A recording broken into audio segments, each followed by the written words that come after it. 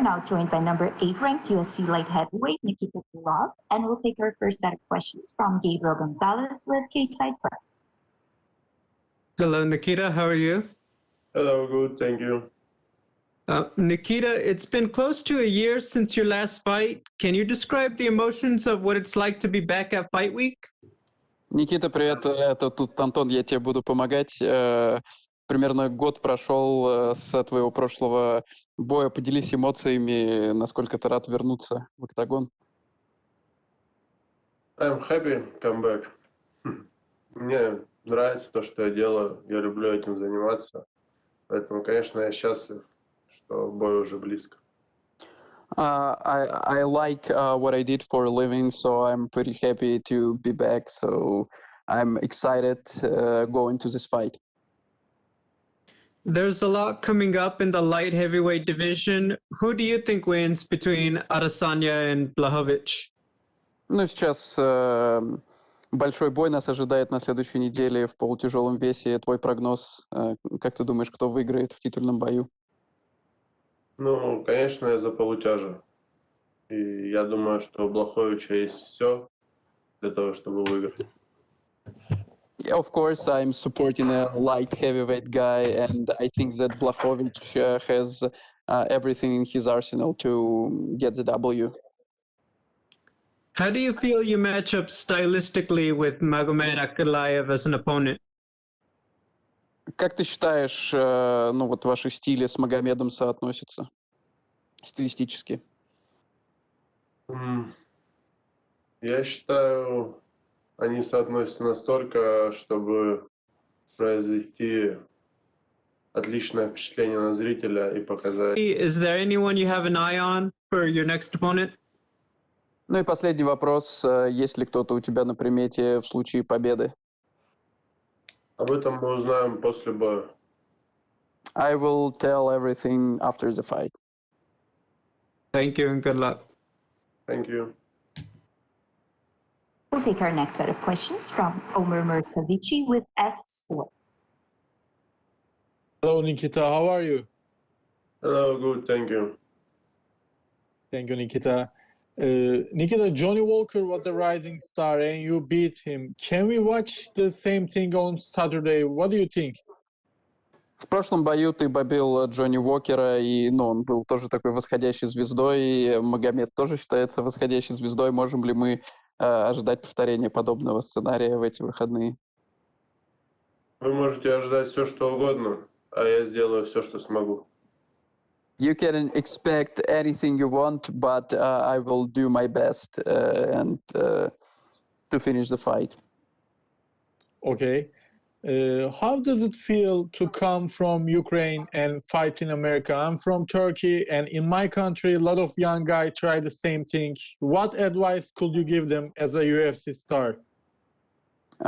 Можешь какой-то совет дать молодым бойцам, потому что, у тебя такая история, да, ты из Украины, и в итоге ты как бы шел шаг за шагом, попал в большую лигу, может быть, у тебя есть какой-то совет молодым, соответственно, бойцам, как вот достичь таких высот? Трудитесь, не жалейте своих сил, верьте в свою мечту, и все обязательно сбудется. You just need to work hard, don't be easy on yourself, and believe in your dreams, and everything can, every dream can come true. Okay, thank you, Nikita. Good luck on Saturday. Thank you. We'll take our next set of questions from Martina Saluch with InTheCage.pl. Hello, Nikita. Nice to see you. Hello. Just 3 questions from me. First of all, I would like to know why did you have such a long break with Octagon? Первый вопрос: почему такой долгий был перерыв у тебя между выступлениями? Я пытался подраться в октябре. К сожалению, мой оппонент в тот момент травмировался, поэтому пришлось. Должной замены не нашлось, и имеем то, что имеем. Я дерусь почти через год после своего крайнего боя.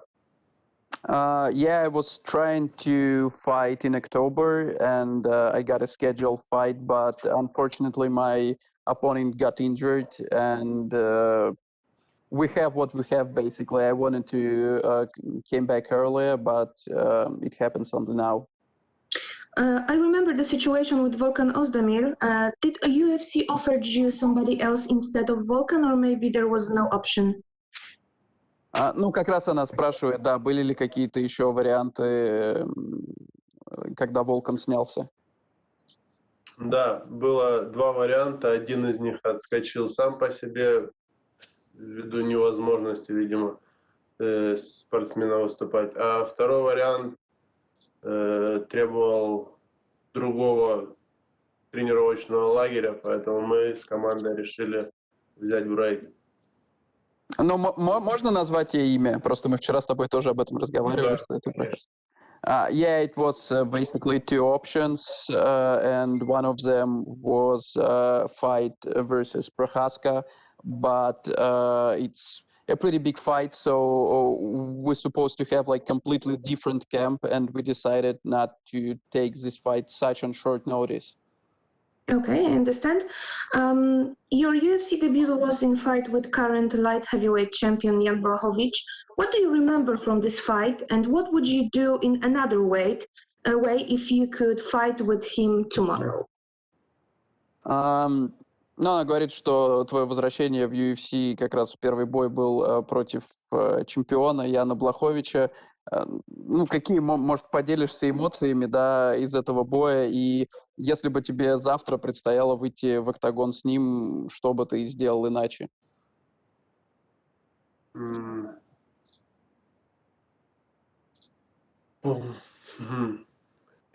Ну, на первый бой бы я, наверное, не стал выходить, а по поводу эмоций я с трудом вспоминаю себя, поэтому мне сложно передать эмоции, которые я получил в бою. А если бы бой произошел завтра, то поменялось бы очень много. Ну, может, скажешь, что конкретно она сейчас, небось, переспросит. Да, я, как бы, мне сложно так. Ну,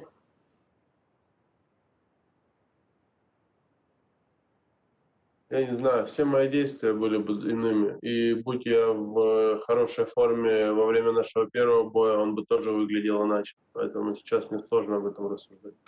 Yeah, I can't recall any specific emotions, but I could say that if I would be like in a better shape for our fight against Blachowicz, it would be like completely different competition. But yeah, it's kind of hard to say like now what I would have done differently, but it will be like completely different fight. I was a little out of shape at the moment.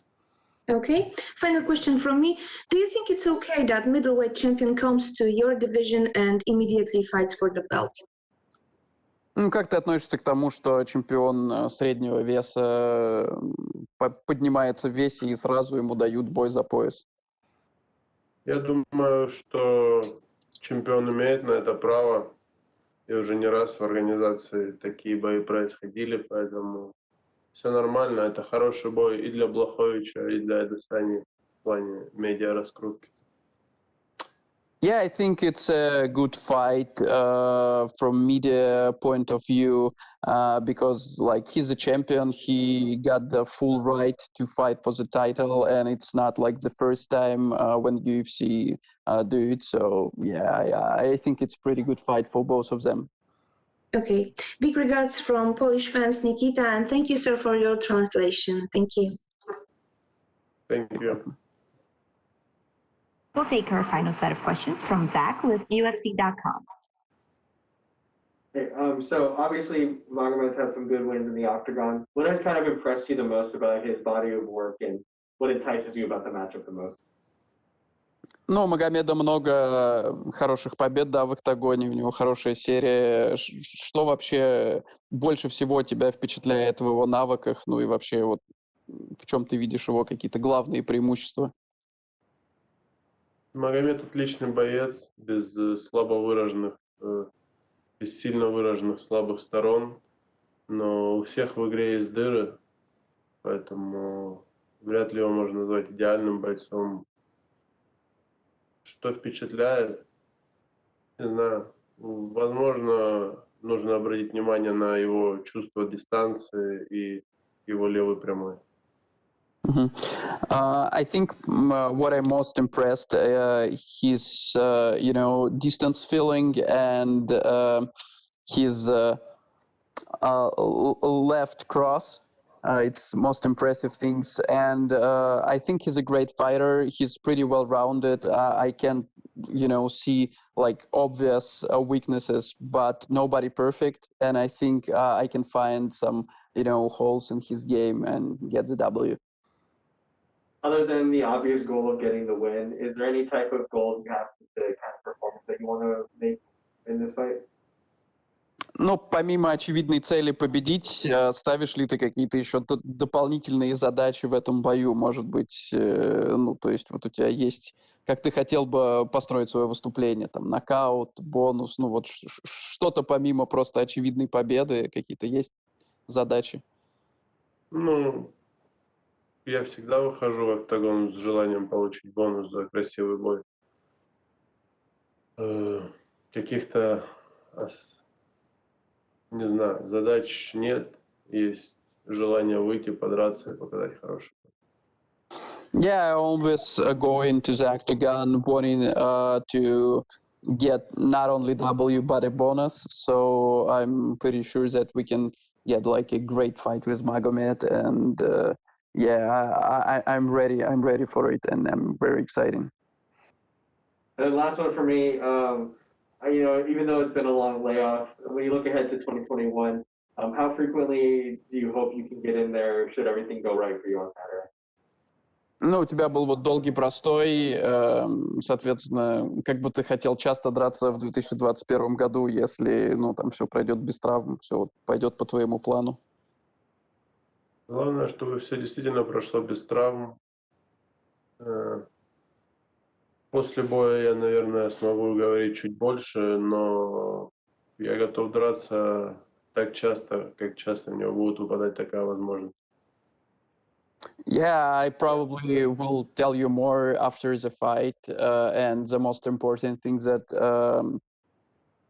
I hope everything will go without any injuries, but I can really, accept fights as often as I can get offered the fight. So. Cool. Thank you. That's all we have for you today, Nikita. Thank you. Thank you.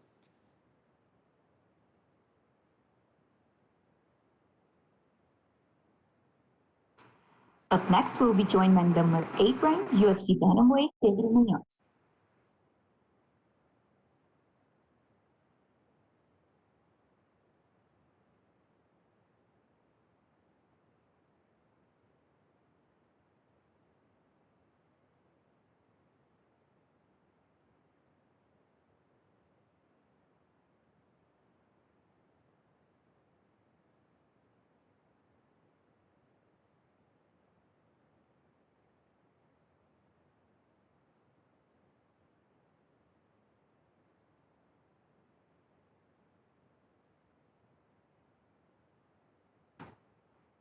We're now joined by number 8 ranked UFC bantamweight Pedro Munhoz, and we'll take our first set of questions from Jim Barcelona with the Miami Herald. Hey Pedro, just how did training camp go for you? Did you do anything differently for this camp, or was it just business as usual? Hey, what's up? So it was really good training camp. Even though with a pandemic, we have some limitation, people that come in the gym in and out. So, but even though I've been very, very, very grateful to to train as hard as I could, with the best training partners and the coach we have over American Top Team. So feel 100% ready. How do you feel coming off the last fight? I mean, the last 3 fights, you had a victory, but tough fights. But the last fight of the night, split decision. How do you feel coming off that one, your performance there, and just getting ready for this one? Oh, man, I feel great. There was definitely, something that I felt really good about myself, my fighting 5 rounds and such a tough an opponent, be able to, to get the fight of the night and no injury and just get back 4 or 5 months later and fight Jimmie. So it's definitely something that, I'm very proud of myself and keeping accomplishing all of my dreams. This is something, your career, it's also life, business, you enjoy it. What makes being a fighter for you so special? That is definitely something that I was born, with this spark. Always watching, I grew up watching Jean-Claude Van Damme movies, and that's something that I've been working my whole life, to be the best fighter that I could, but even more important, be the best version of myself as a human being. And lastly, for me, Pedro, you've helped other fighters have helped you, American Top Team, just a great training facility, a great place. Later on in life, when it's done with fighting, is that something you want to continue to do, is help other fighters, train other fighters, and go from there?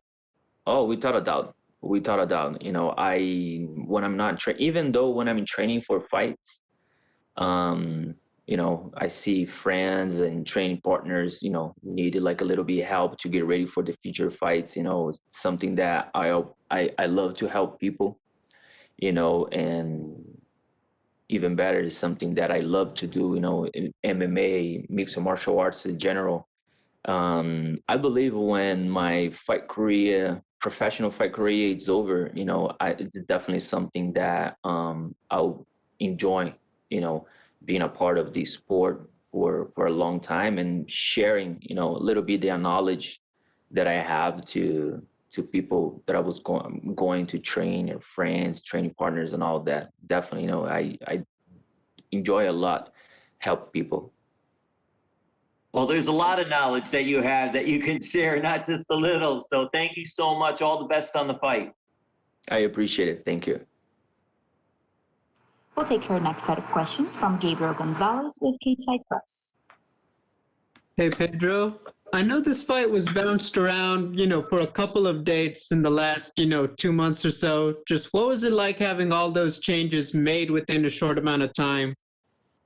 Yeah, it was not bad at all. The fight got rescheduled a couple times, but we here, everything works really good, and just feel, blessed to do what I love. How do you feel that both you and Jimmie have changed as fighters since the last one? From the last one, I'm sorry? From the last fight. Can you repeat that question again? I cut literally the final. I'm sorry. How do you feel both you and Jimmie have changed as fighters since the last fight? Oh, I see. Yeah, it's definitely, we got a little more experience. We got a lot of more hours inside the octagon. I see some of his fights previews, seems like he's, got better and, some skills here and there. I do believe that I'm a better fighter too than I was a few years ago. So super excited, man. Fighting Jimmie, great guy, tough opponent, great person, and looking forward to share the octagon with him and make a great fight. For the people that watch the first fight, they kind of know a little bit what's gonna happen this time. So it's gonna be fire. When you have a rematch like this, he won the last one. Is it in your mind I want to avenge it, I want to get it back and all that? Or going into it, is it just feel completely brand new, no emotion from the last fight? And my point of view is brand new, no emotions, at all. Just try to be as professional. And we all know that each fight, each fight is a fight. And we both got better, we both, after that, it was 6 years ago almost, we fought the best fighters in this division. And I'm number 8, he's number 9. It's definitely something new. It was a long time ago. We both got better, so it feels for me that it's something new. So I try not to get attached with any anything that brings like emotion from the last fight and things like that is just another fight, and that's how I see it. Hey, thank you, Pedro, and good luck. Thank you. We'll take our next set of questions from Laerte Viana with Super Leverage. Pedrinho, me escuta? Sim. Pedrinho, você e o Rivera vão se encontrar, aliás, depois de mais de 5 anos, na época, no UFC São Paulo, uma luta bem apertada, muita gente, inclusive, marcou vitória sua. O que mudou do Pedro Munhoz de 2015 para o Pedro Munhoz de 2021? E o que você espera fazer de diferente para o resultado ser outro? Show. Muitas coisas mudaram. Eu acredito que eu evolui bastante tecnicamente, emocionalmente como lutador. O Jimmie também. Nós, de 5 anos e meio para cá, nós lutamos com os melhores lutadores dessa divisão. Ele lutou com o Aljamain, eu lutei com o Aljamain, ele lutou com o Pereira, que é o atual campeão. A minha última luta com o Frank Edgar. Então, nós, desde a última luta nossa, nós temos várias horas dentro do octágono. Eu acredito que ele melhorou também como eu. Eu posso dizer assim, no meu ponto de vista, que eu melhorei bastante em relação técnica, física e emocional também. Bastante experiência ali, lutei com ex-campeões mais de algumas vezes. E o Jimmie também. Então, acredito que mesmo essa luta tendo sido quase 6 anos atrás, eu acredito que a gente vai trazer bastante coisa nova para esse nosso confronto. Claro que o foco está todo no Rivera, um oponente bastante duro, mas se tudo der certo, braço levantado, como é que você se vê na categoria do peso galo depois dessa luta? Onde você se encontra? Porque a elite ali está meio bagunçada, né? Sim, total. Acredito ali que uma vitória ali impressionante ali em cima do Jimmie Rivera, que é um atleta duríssimo, também ranqueado ali. Eu acredito que vai me colocar ali próximo dos top 5 ali, onde eu estava antes. E continuar fazendo o meu trabalho ali, mostrando a minha melhor versão e trazendo lutas assim animadas e pro público em geral. Só para terminar, o Dillashaw está voltando, né? De suspensão depois de mais de 2 anos, é um nome bem forte, um ex-campeão popular. De repente, você teria um interesse particular em dar as boas-vindas para ele? E se sim, queria que você falasse como é que você vê o encaixe técnico entre vocês. Claro, com certeza. Eu nunca escolhi nenhum oponente nessa divisão, nunca escolhi nenhum oponente. Na minha carreira profissional em si, eu sempre lutei com lutadores que sempre me forneceram a estante. No UFC também nunca foi diferente. E acredito que dependendo de todos os planos acontecer da maneira que esperamos, uma luta contra o TD Dillashaw seria uma honra para mim, lutar contra um ex-campeão, cara duríssimo. E ele é bem técnico na parte em pé. Então acho que seria uma luta assim bem atraente para o público também, para a organização. Valeu, obrigado. Valeu. We'll take our next set of questions from Pablo Santamaria with Lindsay MMA Ecuador. Hi, Pedro. Can you hear me? Yes. Okay, the first thing I want to ask you is, the last time you fought against Jimmie, it was a very close fight. What can we expect in this fight? Also a very close fight, or you think you're going to dominate Jimmie? Yes,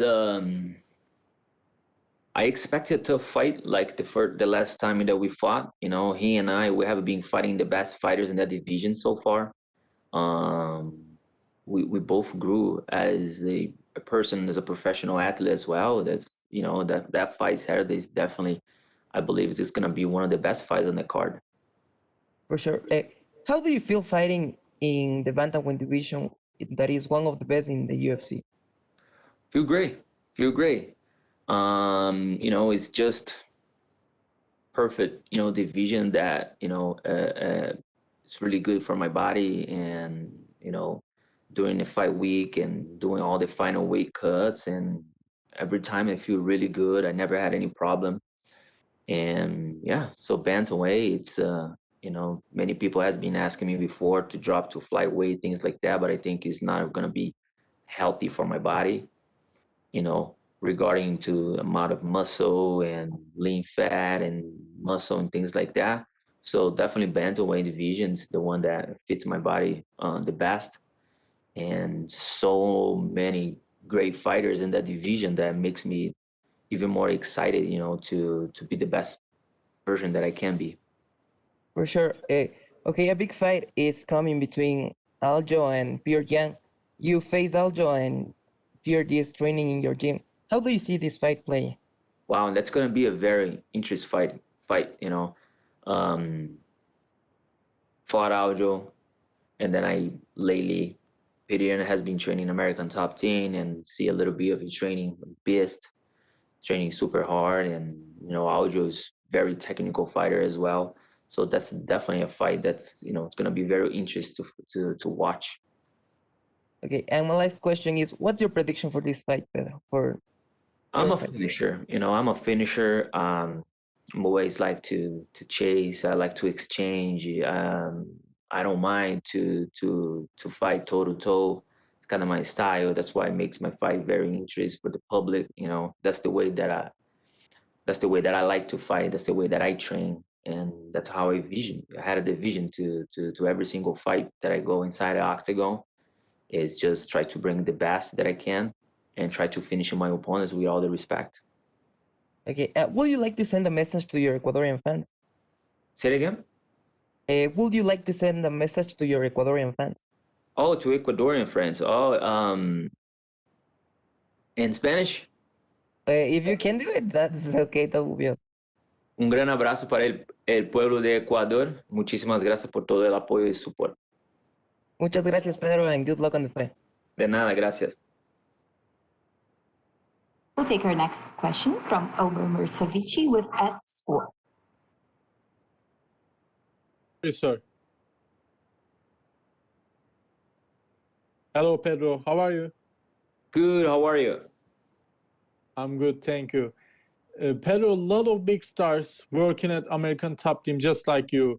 Can you tell us what it feels like to prepare for a fight at ATT?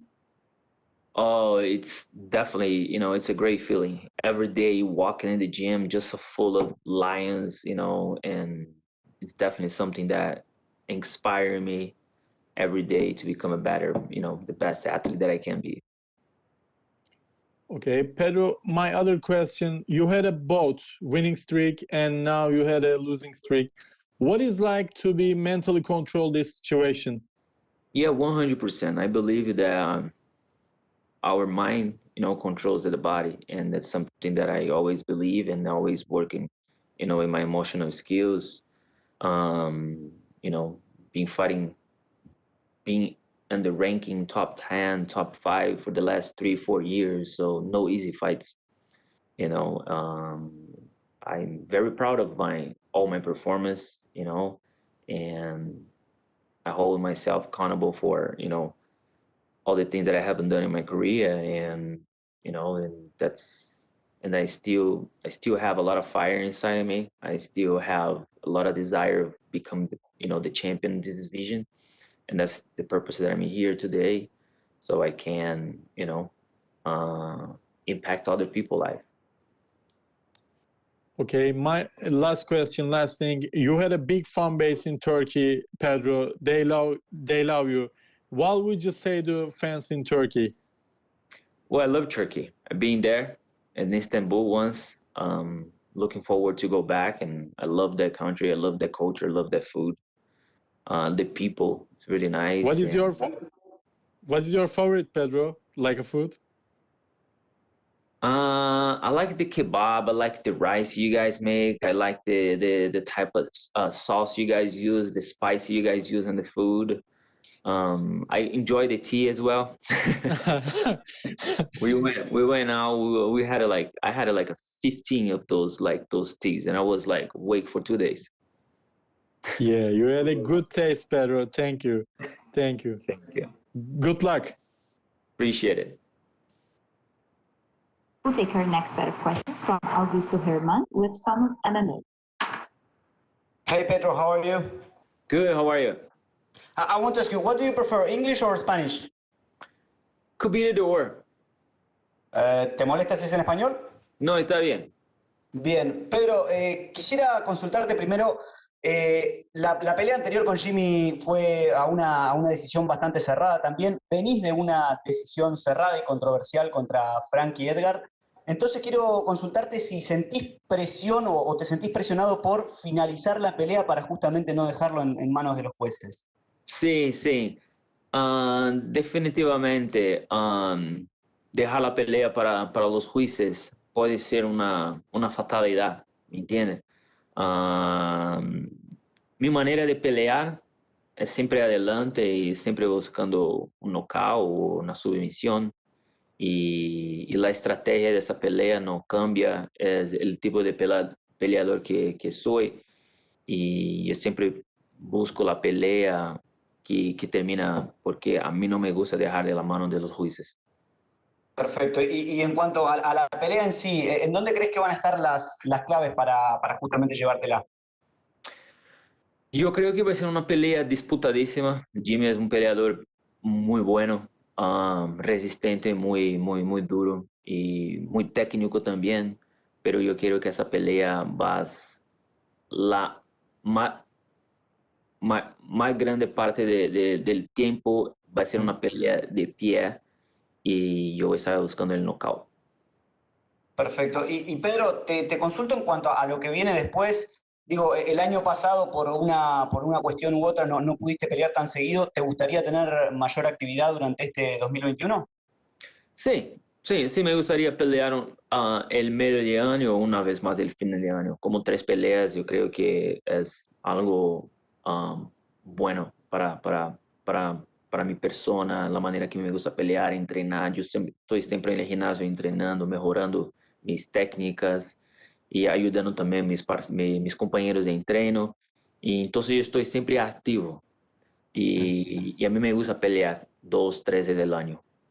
Bien, y para terminar quisiera consultarte, si bien lógicamente tenés la pelea contra Jimmy primero, quiero preguntarte por si tenés a alguien contra quien quisieras pelear. Recién decías que si ganas esta pelea probablemente te catapulte al top 5 de la división. Y te quería preguntar por un par de nombres, si te gustaría una revancha contra Frankie Edgar después de lo que pasó en la última pelea. Y también preguntarte por TJ Dillashaw, que aparentemente quiere volver, pidió por el campeón o por un top 5. Si vos estás en el top 5 después de esta pelea, ¿te gustaría enfrentarlo?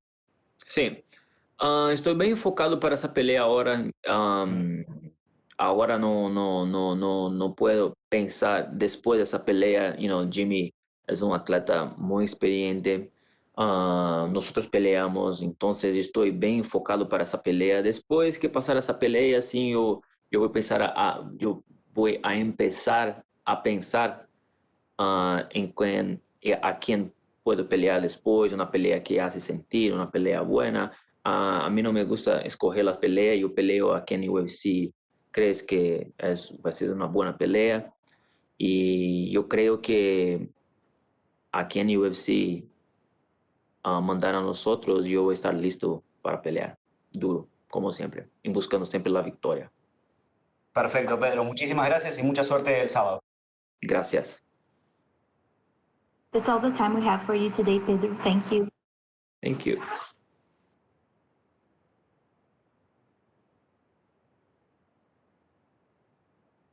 Up next, we'll be joined by number 12 ranked UFC women's strawweight, Angela Hill.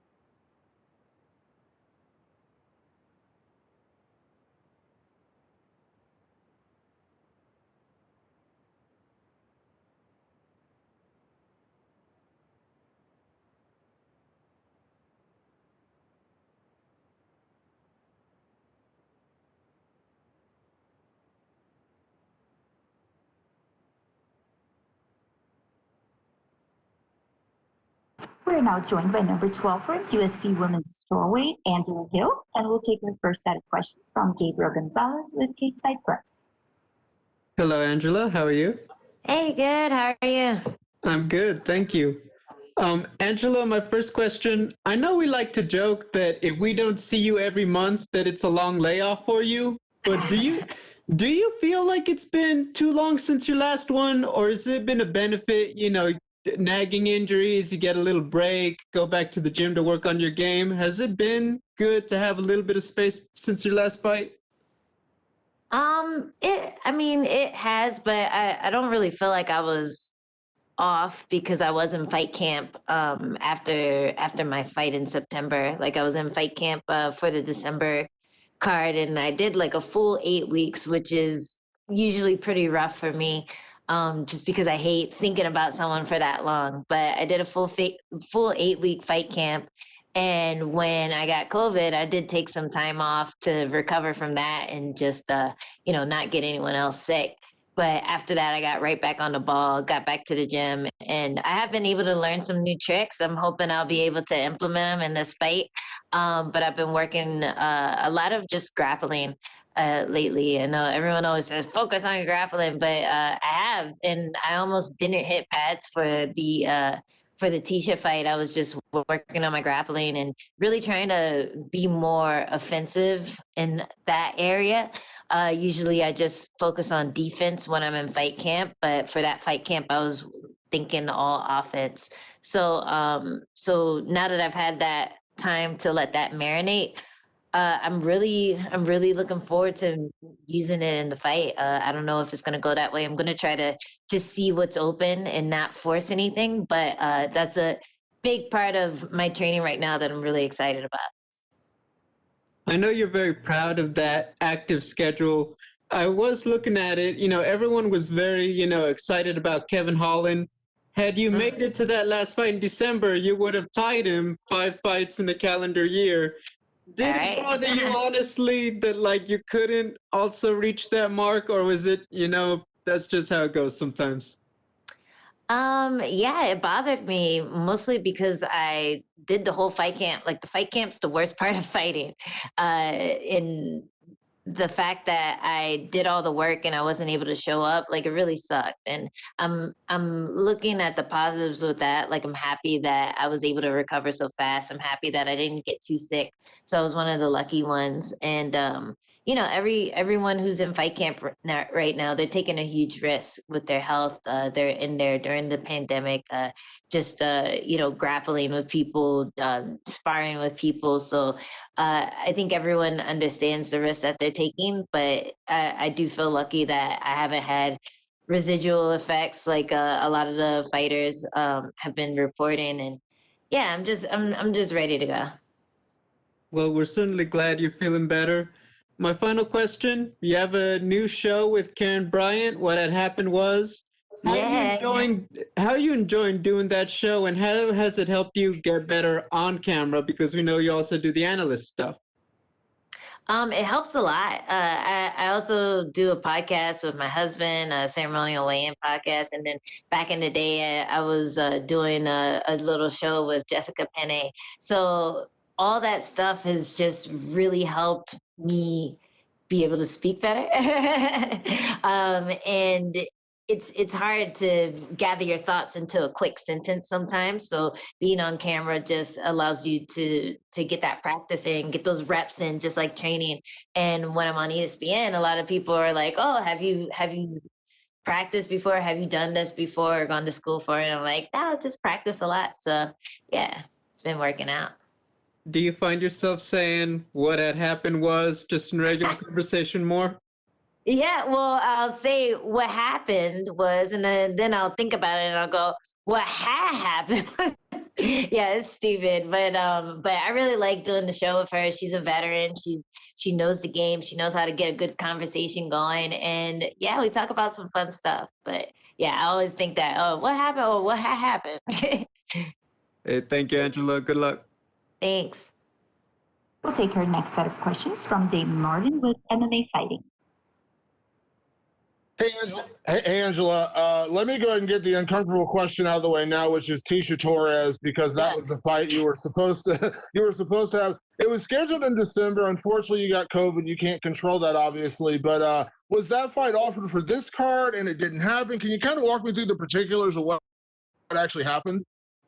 I've been waiting for a call from Mick to reschedule that fight, especially after listening to Tisha's post-fight scrum. She's like, "Oh, I want to get right back in there, quick turnaround, blah, blah, blah." And so I'm waiting like, okay, well, she already signed the contract for me for December, so nothing has changed. It's not like she fought someone who was ranked or she fought someone who even had experience or fights in the UFC. And then I keep hearing back that she doesn't want the fight anymore.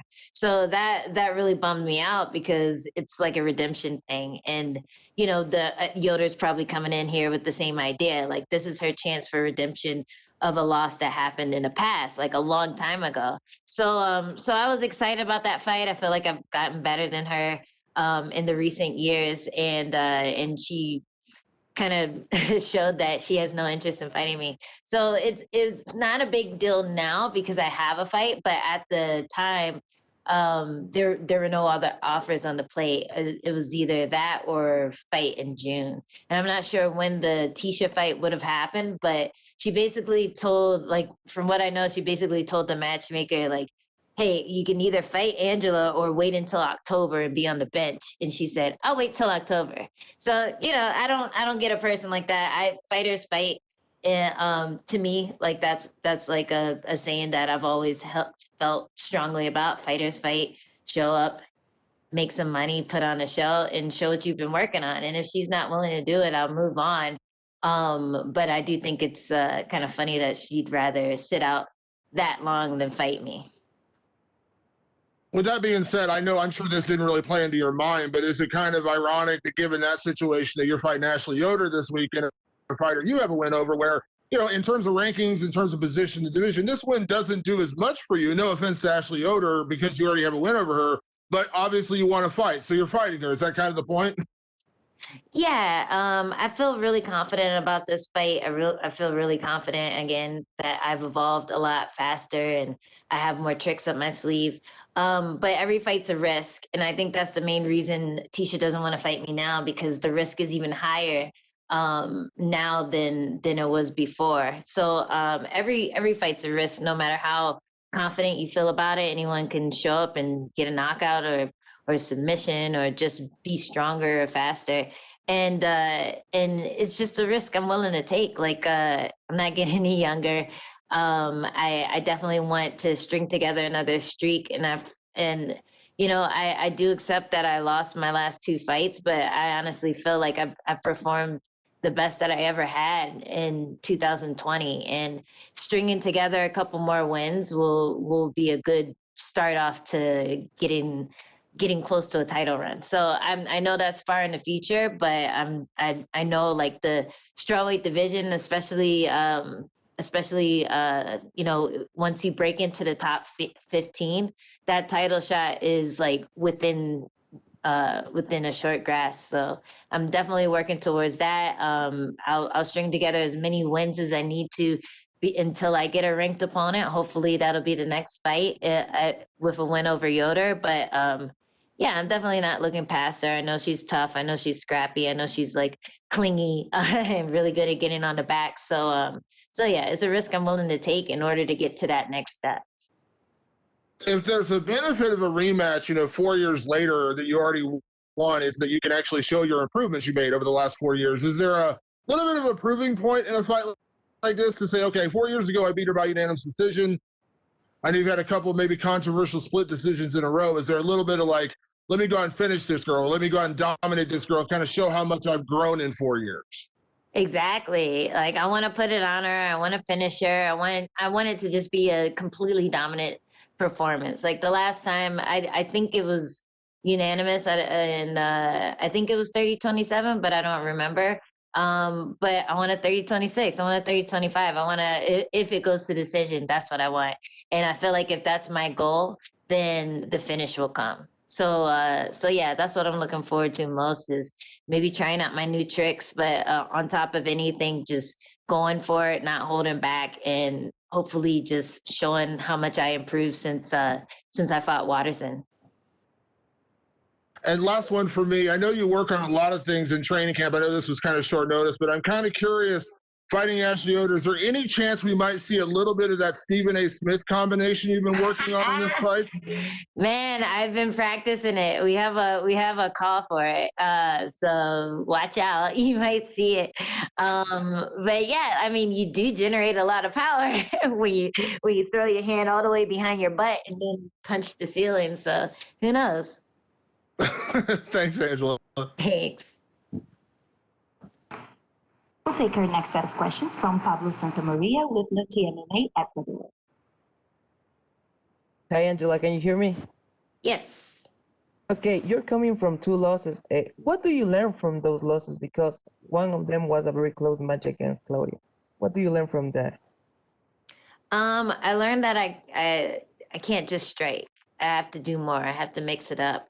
I have to go to the ground, or at least try to go to the ground, because I think every striker knows at this point that even if they just attempt to take you down, sometimes the judges score that, or even if they just push you, they don't punch you, judges will score that. So I'm trying to be more dominant, and in order to be more dominant, getting on top of someone is the best way to do it. Like if you're getting on top of someone, hitting them, not worried about holding just to score points, but just hitting them, getting the punch count up. I think that's my goal going forward, is just to be more versatile, hit more level changes, threaten the takedown, get the takedown, go for submissions. When it gets up, no sweat, because I feel super confident on my feet. And I think if I mix it up more, then I'm just going to become a more dangerous fighter. So that's what I learned in the last 2 fights, that grappling scores more than punches. And that's my goal. And I felt that way immediately after the Watterson fight, and I've just been working towards that goal ever since. Okay, for sure. You already had a victory over Ashley. Do you think that gives you like a mental edge over her? I think so, but I also think that Ashley is going in there with maybe a little less weight on her. For me, like I'm ranked, she's not, so she's going in there, with nothing to lose. And for me, like I want to break my lose streak. I want to beat this girl that I already beat. I don't want to, make the mistake of fighting someone who I already beat, and now I'm losing that clout. So there's a little more weight, I feel like, with that. But at the same time, yeah, I feel confident. I feel like I would beat her now. And I feel like I feel stronger in a lot of places. And it's funny because I've actually been working a lot of the positions where she's strong, just by accident, just because I wanted to. So from the Watterson fight on, I've been working a lot on hip throw defense and judo stuff, cage work, just really getting a good understanding of that. And I think that's gonna just help me become a better fighter all in all, but especially against Yoder, that's what she's really good at. So I feel really confident just in the fact that I've been training almost for her, and then I just happened to get her. Okay, for sure. And if you get the victory, who do you want to fight next? Maybe Tisha, or do you have another name on your mind? Tisha won't fight me next, so I'm moving on. Yeah, she can sit out for 8 months. I mean, I'd love a rematch against Claudia. I think that fight was very obvious that I should have won. So I'd love to rematch it with her. Who else? I mean, Watterson was a good fight. I don't think she'll fight me again though, but if she's down, I'm down. But like when it comes to new people, I love to fight Marina Rodriguez. She put on a great fight against Ribas, and I think it would be a hell of a striking match for sure. I could practice my grappling attack, but I won't be too worried if she gets up. So I think that would be a really exciting fight as well. I agree. That fight with Marina will be awesome. And the last thing, would you like to send a message to your Ecuadorian fans? Ecuador, what's up? Hola. Thank you for being fans. Okay, thank you very much, Angela, and good luck on the fight. Thanks. We'll take our next set of questions from Cote Cruz with ForTheWin.mma. Hi, can you hear me? Yes, I can. Good to talk to you, Andy. How you doing? Good, good. How are you? I'm doing fantastic. Thank you for being with us today. Well, 2020 was a bit of a sour years in terms of results for you. You fought twice last year, two split decisions that didn't go your way against great opponents, but this doesn't seem to affect your stock at the moment. Does the current skid affect your approach in this rematch against Ashley Yoder? Is this something you keep in mind, or does your confidence takes over and shepherds you wherever you need to go? I think if anything, I feel like the last two losses are forcing me to be a more dynamic fighter and not just a striker who can get back up. And you know, it's hard to accept those losses just because in the moment I felt like I did enough to win. But I feel like in the futures is those hitting those bumps in the road are just gonna make me a much more complete fighter and a much more dominant fighter. So yeah, I still tell myself like, hey, don't forget like those fights were awesome fights, because it's so easy as a fighter to dwell on your record or dwell on a win or a loss just based on what a judge said that it is. And it's easy to lose that confidence in your ability because it's like, well, that was a great performance, but this judge said it was a loss, so now I'm mad at the performance. So a lot of times when I say, oh, I'm on a 7-fight win streak, I'm on a 5-fight win streak, is really just me telling myself like, hey, don't doubt yourself, know that you're improving, know that you're getting stronger, you're on the right path. You just gotta keep making those adjustments, keep doing what you've been doing, and eventually no one will be able to beat you. So I think that's what I took mostly is you know, just forcing myself to attack in different positions, not just stay striking, not just be one dimensional, but just really mix up my game and yeah, use everything. Well, you're taking this fight on 1 week's notice like a gangster. You've said that you're inspired by guys like Cowboy Cerrone and his willingness to take on all comers. Can you talk about the mental approach needed to engage in those situations and describe a bit of how you live these moments personally? It's like that YOLO mentality, right? I think we were saying it when we were kids, but yeah, you live every day like it's your last. You never know what's gonna happen. If anything, 2020 showed us that like this, we're barely surviving as a species, you know. So why not? Why not go out with a few good memories, a few exciting times? The ups and the downs, they just make the ups bigger, you know. The downs make the ups greater. And I would regret if I didn't take this opportunity or all the short notice opportunities that I have, because I think, what if, you know, what if that ended up being a spectacular performance? What if that was the one that catapulted me on my next win streak that got me to the title shot? So I've never, just because I've always stayed active and I always train. I have a gym in my garage now, so like even when my gym gets shut down, I have somewhere to train.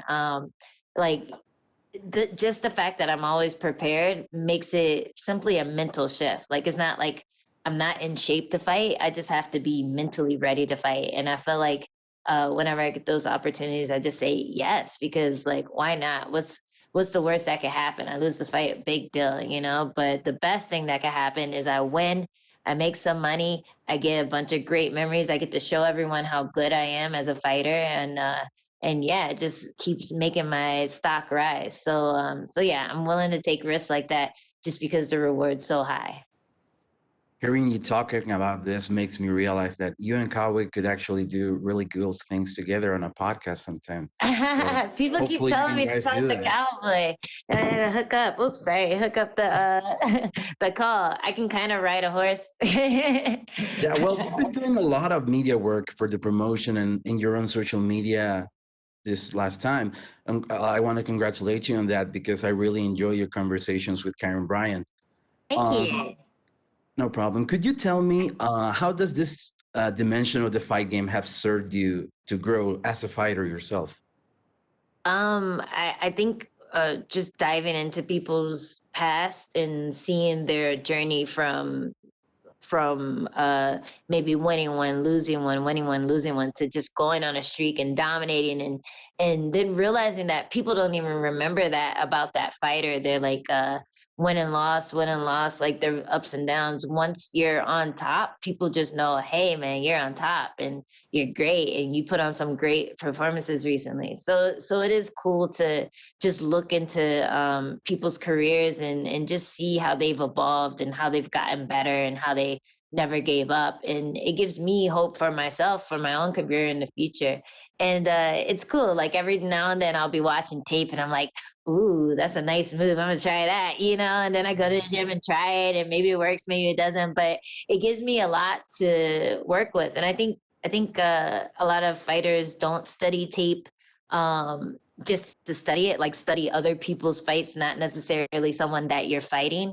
And I think it's actually a really good thing for a fighter to do mentally, is just studying, watching people who do things better than you and you try to mimic that, asking questions with your coach like, hey, I saw this cool move, how do you do it, or can you break it down for me? Like all that stuff has really helped me in my fight game and just allowed me to take different paths that I wouldn't necessarily take if I didn't have a coach, if I only had a coach telling me what to work on. So that's been a cool part of studying too, is just like getting that confidence with seeing everyone else's journey, especially the people who are where you want to be now, and also just stealing their moves. Well, thank you so much for your time, and best of luck in your fight on Saturday. Thank you. That's all the time we have for you today, Angela. Thank you. Awesome. Thanks.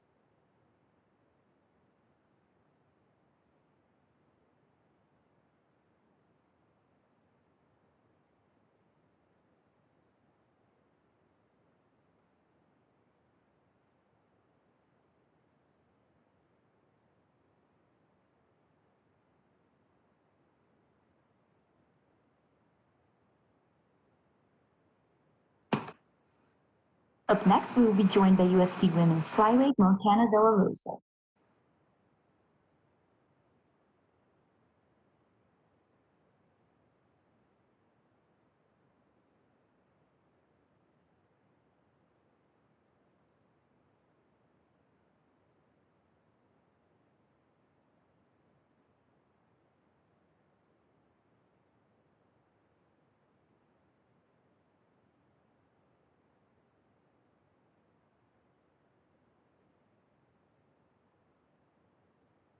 We're now joined by UFC women's flyweight Montana De La Rosa, and we'll take our first set of questions from Pedro Gonzalez with K-Type Press.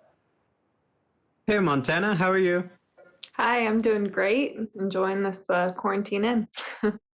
How's it going? Because I believe this is your second fight of, the quarantine era, so to speak. Yeah, second fight that actually happened. My last fight was scheduled and then my husband got COVID and then I got it after, so that one was canceled. But I mean, I'm kind of used to it now, used to being here. I know what to expect and I'm just excited for Saturday night. I want to go back to that last one, obviously scrapped at the last minute. Can you just describe how it all happened, getting the news that one of you guys was positive and just that immediate aftermath? Yeah, I mean, the whole week was normal, made weight, got back, got some good sleep, woke up in the morning, and then kind of did like a shakeout. And then we got a text and that said his test came back positive and they wanted to test him again.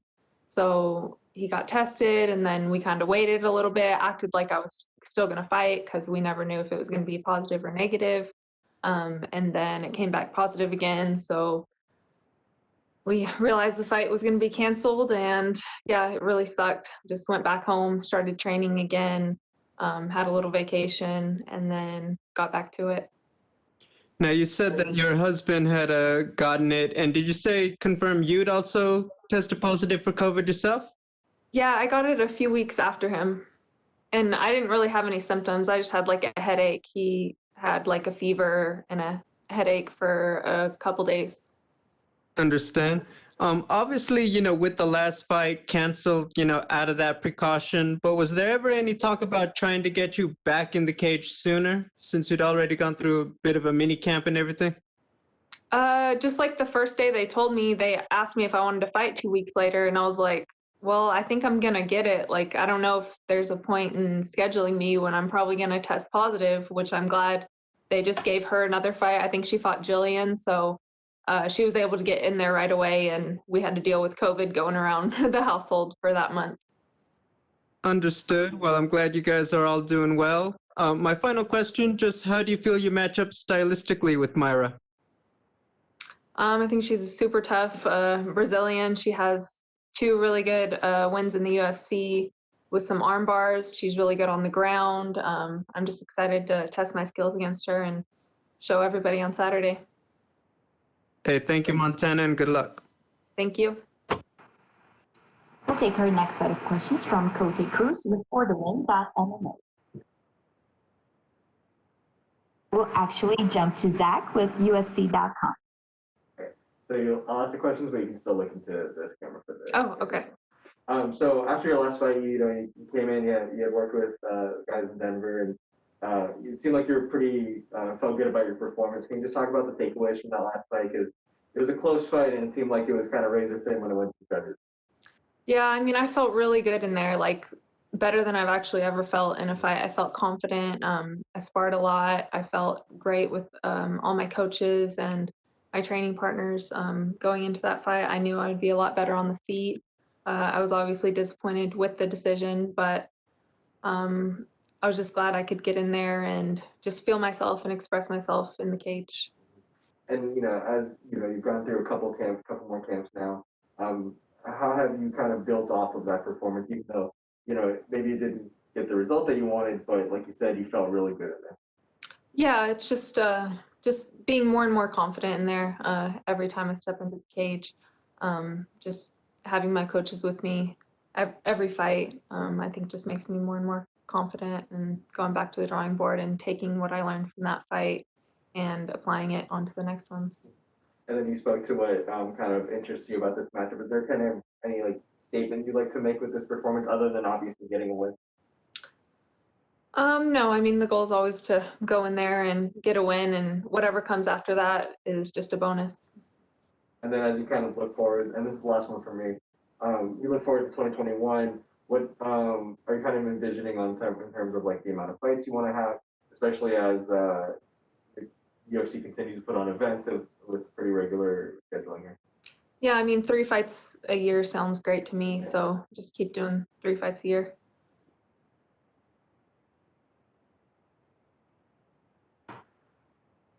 That's all we have for you today, Montana. Thank you. Great, thank you.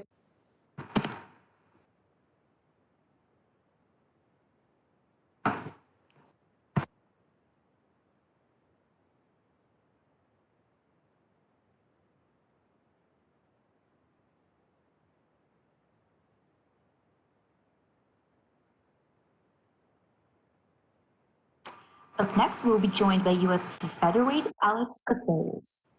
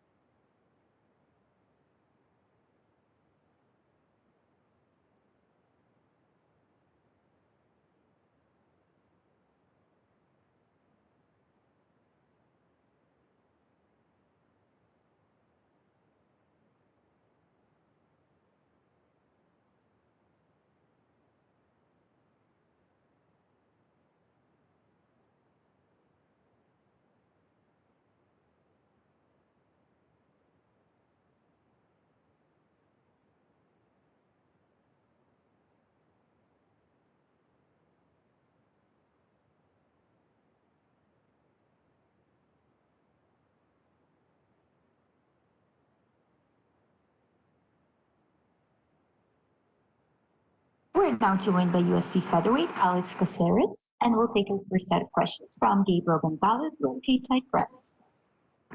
Hey, Alex, how are you? Doing fine, and yourself? I'm doing good, thank you. Alex, you put together a nice win streak here. Is there anything in particular you attribute this run to, or is it just you've been able to put it together pretty well in the cage during this stretch? Well, I know I'm always trying to get better, so I can attribute it to time and patience and effort and practice. You know, yeah, I can't tell you that much. You know, it's a puncher's chance every time you get in there too. You know, sometimes you lose to the worst, sometimes you lose to the best, sometimes you win, sometimes you don't, and it happens. Since your days on The Ultimate Fighter, you've had, you know, one of the more noticeable hairstyles in the UFC, and anytime you do something to it, fans obviously react to it and are surprised. What's it like when, you know, people are almost invested in your look from the outside? What's that like? It doesn't really bother me, or I don't really notice it or pay too much mind to it at all, you know. It's my hair. I can do whatever the hell I want to it. You think you're going to keep it this look for a while? I cut it. The reason why I cut it is because, you know, I grew my hair out for a very long time. But in growing it out, before I grew it out, I had it shaped up, and it was shaped up uneven. I didn't do nothing about it, so I just let it grow out into the hair that everybody knew that I had and whatnot. And I decided to cut it and make sure that it was even, and I'm letting it grow back again, you know, see what happens. I'm not really particular with any styles. You talked about it during the media day yesterday, being the longest tenured UFC fighter. I want to ask, when you see guys like a Clay Guida, like a Jim Miller, they just have this ridiculous amount of years. It seems like they've just been in the UFC forever. I mean, do you see those guys, and are those the like, you know what? I want to be that guy years from now. I want to be that veteran of veterans in the UFC. No, there's no desire. There's no desire to chase any type of result of that. I just noticed it, you know, that I've been in the UFC for so long, and I don't feel as if my body is slowing down or deteriorating in any way, shape, or form. Therefore, I know that I can continue this career and continue this run as a martial artist for a very long time afterwards. And understanding that truth, I feel that I can put together a career that's longer than anybody has ever seen. Maybe I can attribute it to the way that I eat, the way that I live, or the way that I train, but it's just it was just a gesture, you know. It was just noticing a certain thought process is all. Understood. My final question, just how do you feel you match up stylistically with Kevin? Pretty well, I guess. I feel like I'm confident in my abilities with anybody, matching up with anybody. I don't think there's a, how would you say? I don't know what to say about that, sir. All good. Thank you, Alex, and good luck. Thank you. We'll take our next set of questions from Jim Barcelona with the Miami Herald. Thank you, Alex. Hey, how did training camp go for you? Did you train in Miami? How did things go? And did you change anything up with training, or just business as usual? Yeah, training went very well. Didn't really switch things up. We always prepare for the next opponent, and we always try to get better every day. So I've been training in Miami. Yes, I have. I've been training with Enrico Coco at Zen Jiu-Jitsu. But other than that, nothing's really changed. We come into work every day, and we like to work hard. So other than that, it's the same old, same old. Alec, what's it like training in South Florida? There are so many good places to train, so many good trainers down here. It's amazing. For you, just what is it like being a part of where you are and what you're doing there in the gym? I never really put too much thought into that. Training for me is training no matter where I am. I think one of my coaches from Arizona, Coach Crouch, said it the best. Alex, I'm not worried about you. I know if you're training in a gym or on a mountain in a forest, you're going to be prepared just fine. So to me, it's where my mind is at rather than where my body is at. Hey, Alex, where does a victory, where does that take you? Where does that get you next, a victory in this fight? Wherever the UFC puts me, to be honest with you, I do not have a decision in that matter or choice. I mean, I could call people out, but I have no desire. I don't know too many fighters. So wherever they want me to fight next and who they want me to fight next, I will accept it willingly. Alex, do you have a Street Fighter background? Is that I read that? Don't know if it's true. Just wanted to get that from you. It was very interesting to me. I know Jorge Masvidal came up with Street Fighter. Has done very well. Was that something in your background as well? And did that transition well? If it was, did that transition well to MMA?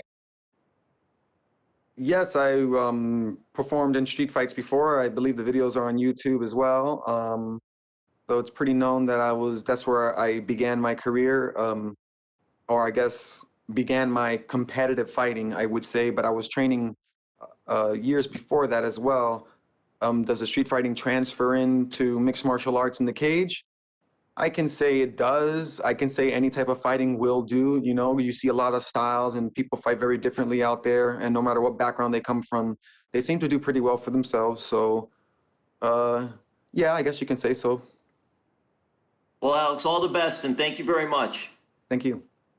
We'll take our next set of questions from Omer Mursavici with S Sport. Hello, Alex. How are you? Doing fine. And yourself?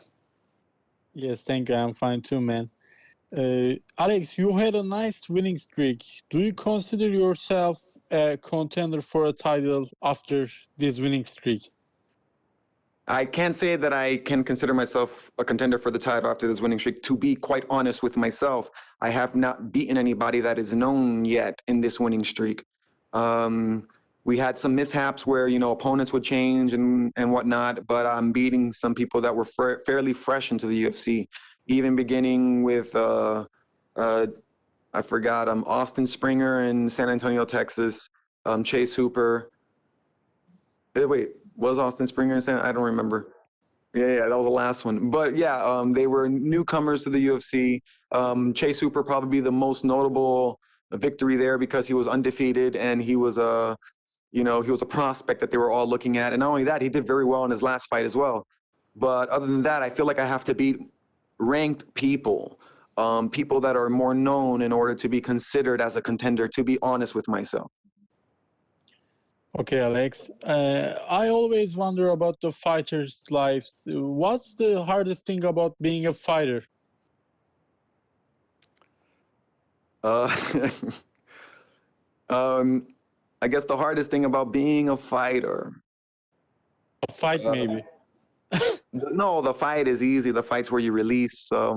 Training is definitely difficult, but I also love training. Training is my release. I train hard. You can ask my coaches and my teammates.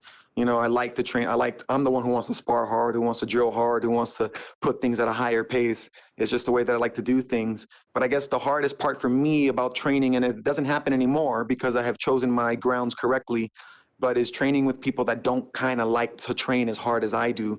And it becomes very frustrating because I know that I could get more out of it if the person would push me further. Okay, my last question, Alex. Big boxing match coming, Canelo versus Yildirim. What's your prediction? You following that match or? I don't know any of those people. I don't watch boxing. I don't watch sports, so I cannot give you my opinion on that, sir. Okay, thank you, Alex. Good luck on Saturday. We'll take our next set of questions from Ryan McCarthy with Low Kick MMA. Hey, Alex, how's it going, man? Doing good. And yourself? I'm good. Just a couple of questions here. I mean, you're on a 3-fight winning streak, 2-0 in 2020. What does the ideal 2021 look like for you? Are you, is there a specific number of fights you have planned or anything like that? No, I take them as they come. I like fighting, you know, so to me, it's not necessarily a career. And I know it sounds weird that I've been in the UFC for so long, but my ideals have changed over the years and course of time that I have grown and expanded myself to new horizons. I just like doing it. And I don't wish to search for results anymore. I just want to be there. I'm not trying to prove anything to anybody. I just want to be. Awesome. And you're in a tough featherweight division, man, arguably one of the best in the sport. So can we get a prediction on Volkanovski versus Ortega in the next, that's happening next month? I don't really look into it that far, honestly. I don't watch the sport. I don't watch fighting. Volkanovski, I heard of him, but I can't really even put a face on him if I had to like really think about it. Ortega, I know he's a great grappler and he has some heavy hands, so but I don't have an opinion. I don't have a bias towards any of them. Okay. And last question for me here: any cheat meals you're getting after a big W on Saturday? No, I eat. I'm just gonna eat whatever I want. There's nothing really like a cheat meal or anything. I like fruits and vegetables, so I'm gonna keep eating them. Cool. Thanks, man. Thanks for your time and best of luck on Saturday. Thank you. We'll take our next set of questions from Cote Cruz with ForTheWin.MMA. Hola Alex, ¿cómo estás? ¿Me escuchas? Sí, sí. ¿Todo bien contigo? Un gusto poder saludarte. Sí, todo está bien. Ya, te voy a hablar en inglés porque quiero aprovechar el tiempo con los colegas también. Gracias. How's Vegas been treating you, man? How's this fight week going? It's been going really great. Vegas has been treating me well. It's weird, but I like the quarantine setup, honestly. I like just being able to focus and sitting in my own thoughts, channeling everything, filtering everything out of me, and really just getting down to it. It's been a good week. It's been a good last 3 fights that I had in Vegas, so it's been very good.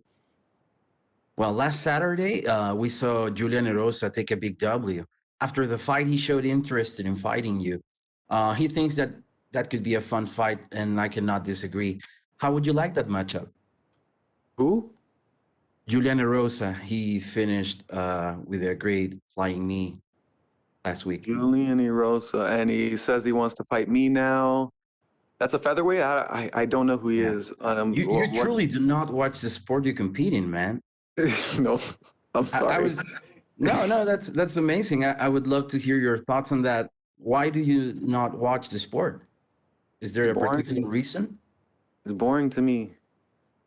There's some fighters that aren't boring, but for the most part, it's a drag. I just don't like watching it. I don't like the way the people think about it. I don't like the way that people talk about it either. I think we have a very misconstrued and skewed view on what martial arts is, and the more and more we look at it that way and talk about it that way and view it that way, I feel like it's a perverse way of looking at it, and I think we're just bastardizing what martial arts truly is, and we have to really get back to the roots, the respect that we should have for every single fighter, the person that really comes up from the ground up and says, I'm going to step in here, risk everything and perform for, whatever, the glory of the crowd or whatever it may be that they're performing for. But it's something that it takes a special growth of a person in order to endure and do. So I think we have to be a little bit more tasteful on how we react to those situations. But other than that, yeah. Yeah, I appreciate that answer, Mayra. I really like it. Let's get to the fight. What do you believe is the most important aspect of what Kevin Croom brings to the table for your fight? I believe Kevin Croom's he's a tough guy. He's a scrapper. He's willing. I think that's the most important aspect, that he's willing to fight, and he's willing to, go to the ends with me. As far as I can see, I don't know completely and 100%. I'm not in the other person's mind, but other than that, I think the willingness to fight me is the most important thing. That none of us are going to back down. But then again, everybody's willing to fight me. Like you said, another person's calling me out to fight me, and I've had like 3 or 4 people calling me out after my last victory to fight me. So just either they want to fight me because they want to have an exciting fight, or they just really perceive that they can beat me or run right through me and just make a name for themselves. It really doesn't matter to me. Final question from me.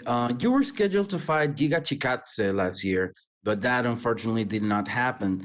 The good thing was that you were booked soon after that fight against Springer, and you won by a submission. Would you be interested in rebooking a fight against Chikadze in the future? Like I said, I have no interest in fighting any one person or anybody. I don't really know who they are. I don't care for the notoriety I might get for fighting. I just put me against another opponent and put me there, when I'm ready and able, and I'll be there to fight. It doesn't matter to me. Whatever you feel like I should be fighting, or the UFC feels that I should be fighting, then that's who I'm going to fight. I don't say no. Fair enough. Best of luck on the fight this Saturday. Thank you so much. Thank you. That's all we have for you today, Alex. Thank you. Oh, thank you.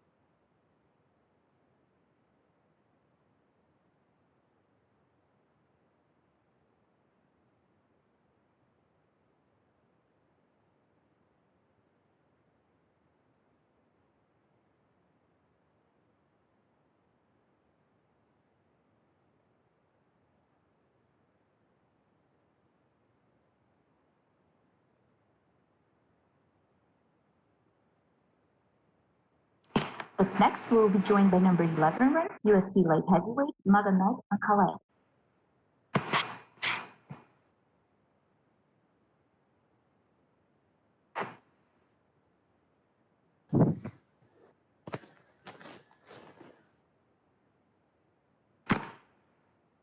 We are now joined by number 11 ranked UFC light heavyweight Magomed Ankalaev, and we'll take our first set of questions.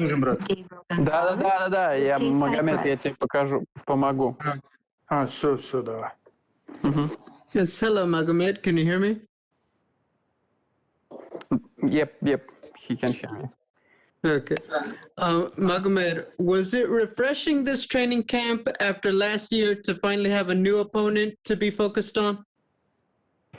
Насколько было приятно получить наконец-то нового оппонента, потому что в прошлом году, получается, у тебя вот такое одно противостояние, которое растянулось на целый год.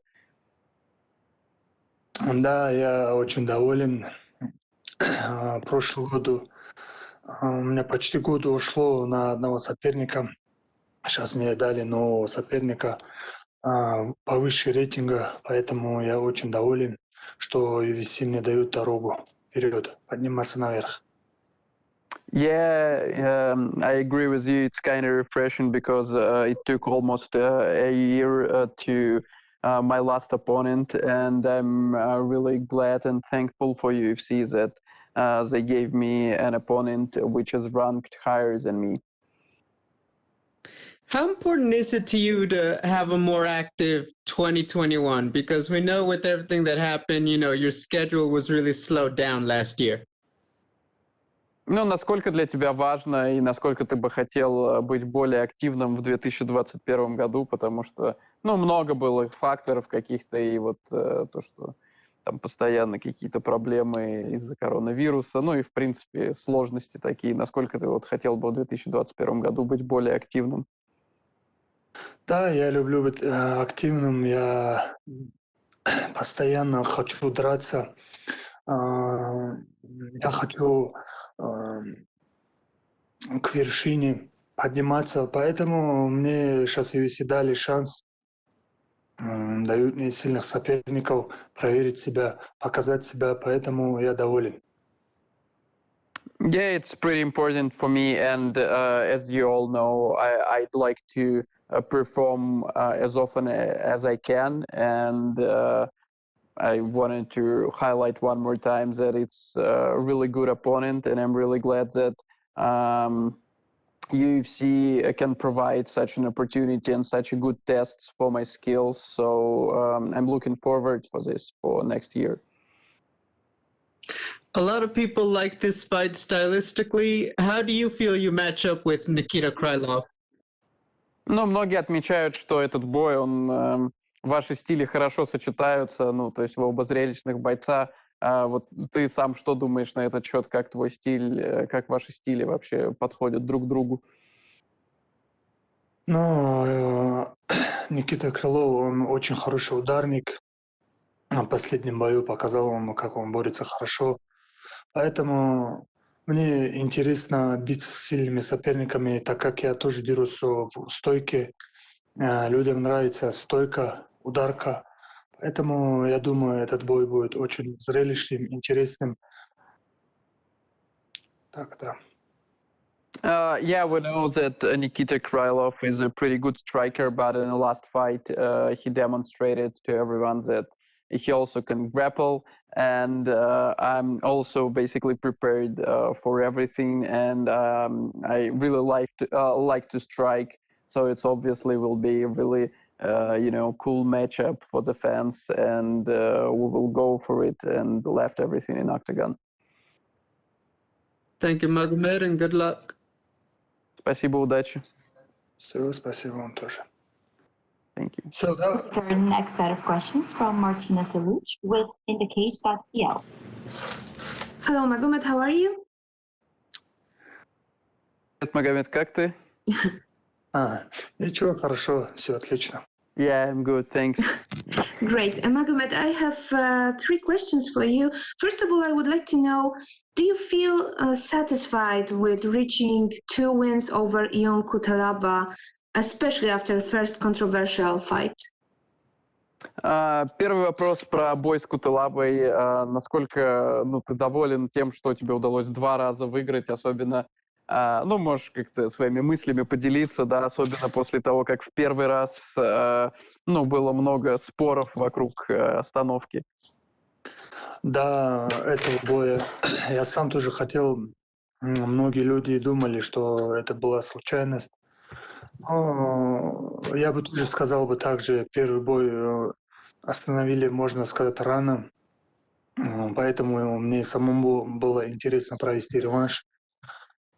Мы готовились долгое время, ушло на это долгое время. В общем, мы выполнили, сделали реванш, люди увидели результат, поэтому я доволен. Yeah, I'm pretty satisfied that I can get like the second win because after first fight, a lot of people and a lot of MMA fans, they tend to talk that it was an accident because, of the early stoppage. And I kind of agree that it was a little bit premature, and I wanted to prove to everyone and to myself that it wasn't an accident. That I can win like properly and finish the opponent, and I actually did it. So yeah, I'm pretty satisfied with this win. Great. Next week we'll see a big fight in your division. I want to ask you who you got in this Jan Blachowicz versus Israel Adesanya fight. В твоем дивизионе титульный бой на следующей неделе. Какие твои мысли и какой твой прогноз на бой Блахович против Адесаньи? Прогноз я обычно не могу сказать, как. Я бы хотел, чтобы Ян Блахович выиграл, чтобы он остался чемпионом, чтобы дождался он там. Поэтому я пока на этот бой особо не смотрю. Я нацелен на свой бой. Мне пока интересно свой бой, поэтому я особо внимания не обращаю на этот бой. I don't really like to make prediction, and also I'm like 100% focused on my fight. Of course, it's a big fight, and I hope that Jan Blachowicz will win and he will stay on top, and eventually we can meet with him. So I kind of hope that he will wait for me on top or someday. When you think about MMA nowadays, do you consider it more as a sport or maybe just a show yet? Если говорить о ММА в целом на сегодняшний день, как ты считаешь, это все-таки в первую очередь спорт или, это уже превратилось в шоу скорее, как ты думаешь? Здесь вместе, можно сказать, здесь и шоу, и спорт. Больше спорт, конечно, здесь выходят 2 бойца в октагон и должны показать, на что они способны, поэтому я скажу больше спорт.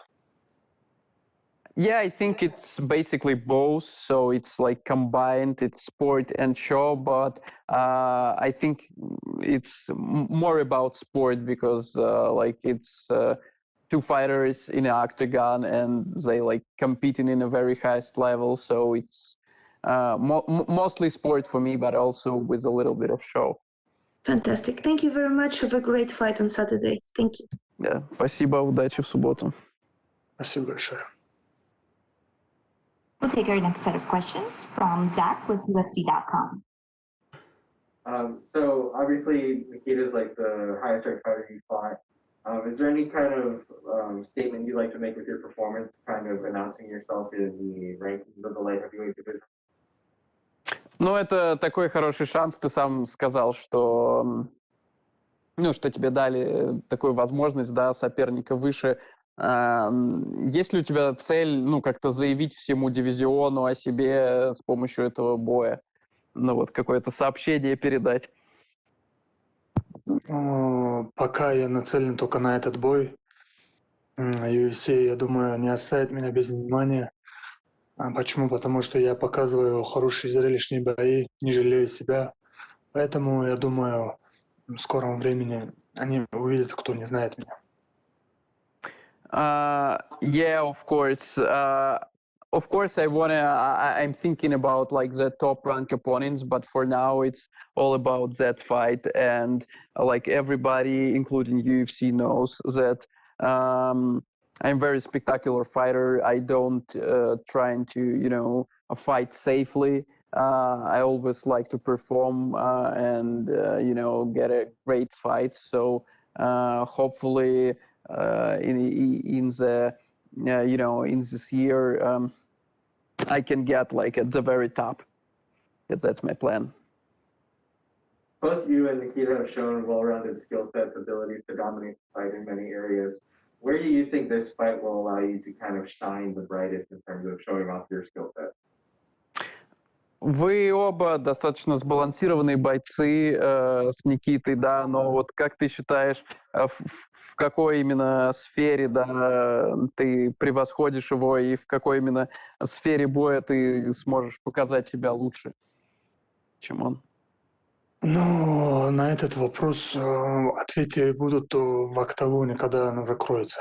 Пока мы не можем ничего сказать. Он хороший ударки и в борьбе, поэтому когда клетка закроется, там уже вы увидите.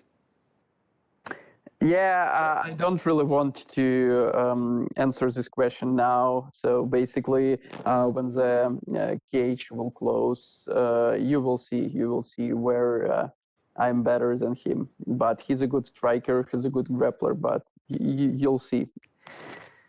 And then last one for me, especially after the kind of chaotic 2020, what do you kind of envision in terms of the schedule you want to have in 2021 as you try to climb up the light heavyweight division? Ну вот, учитывая, что в 2020 году так все было достаточно хаотично, идеальный год вот в голове какой ты для себя выстраиваешь, там, может, сколько боев бы хотел провести, да? Какой план у тебя на 2021 год?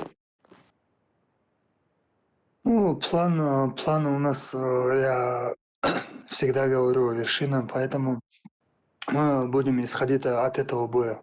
Как бой пройдет, после этого, я думаю, ну, в году хотя бы 3-4 раза можно драться. Если без травм, если будет, то это возможно.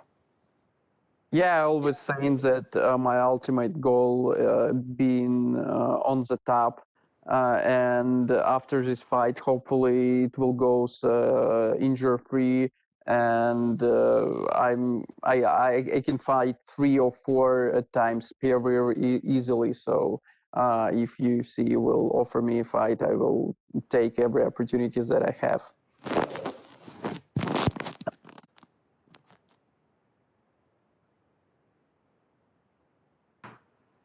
That's all we have for you today, Magomed. Thank you. Все, спасибо тебе большое, Магомед. Больше вопросов нет. Все, спасибо вам тоже. Yeah, thanks, guys. Up next, we will be joined by number 9 ranked UFC bantamweight Jimmie Rivera.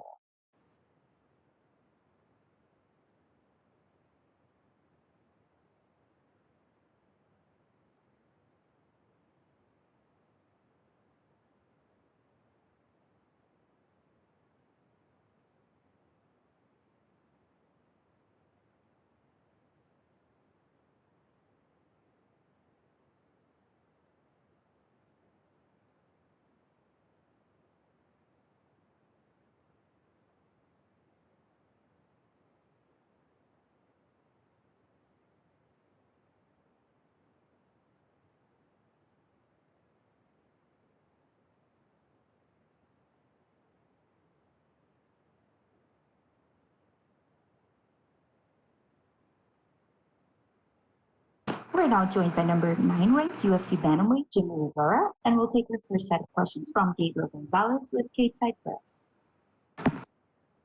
Hey, Jimmy, how are you? I'm doing good. How you doing? I'm doing good, thank you. Jimmy, I know this fight got bounced through a few different dates for different reasons. Just what was it like dealing with all of those changes, late in camp as the fight got closer each time? It was just extra workout room. I mean, extra time to cut a little more weight and get a little more skinnier. I mean, it couldn't hurt. It just helped. I know your last fight was at featherweight. How did your body react this camp to having to cut down to 135 again? I had to just tweak some things to cut down to 35. I mean, fighting at featherweight, cutting only 2 pounds compared to cutting a little bit more than 2 pounds is a big difference, but having the extra time helped.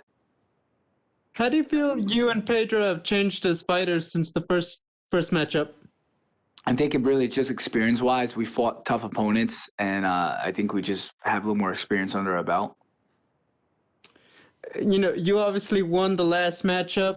Going into this one, are there emotions like you have to outdo your last fight with him? You have to have an even better showing? Or is it just a completely new fight and you're just going out there to do the best you can? No emotions from the first one? I mean, that second fight was tough, especially that third round. I wasn't in the shape I usually am in, and we changed some things in that training camp, and I remember specifically. So this fight, it's like I'm excited for because I'm in way better shape cardio-wise than I was in that fight. And my final question, how do you see yourself getting the job done on Saturday? Obviously, hoping for a knockout or submission, but if I get my hand raised at the end of the decision, it's a win. Hey, thank you, Jimmy. Good luck. Thank you. We'll take our next set of questions from Mark LaMonica with Newsday. Hello, Jimmy. How are you? Good. You?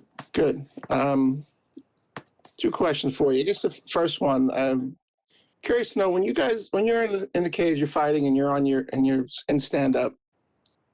What are you typically looking at your opponent in front of you? I mean, there's so much to guard against and to think about. Where do you find your eye? Like, where do you guys typically look? I mean, you kind of look at everywhere. You want to mix it up. You know, I have the blessing to be able to do everything, wrestle, offense, defensively, jiu-jitsu, ground and pound, stuff like that. So when it comes down to the stand-up, it's just mixing it up, looking at telegraphs, looking at openings, making the guy do things I want him to do, different setups to do. There's a whole bunch of things. I kind of go with the flow, see how the fight's progressing in that first round. And then, when I come back, the corner's more of the stuff they see on the outside that I don't see, then I just put towards the next round and the following round. Okay, thank you. One more. Looking ahead to next week, you're the only guy who's been in the cage with both Jan and Sterling. You went the distance with both of them. What do you see from that fight? What are your thoughts on that?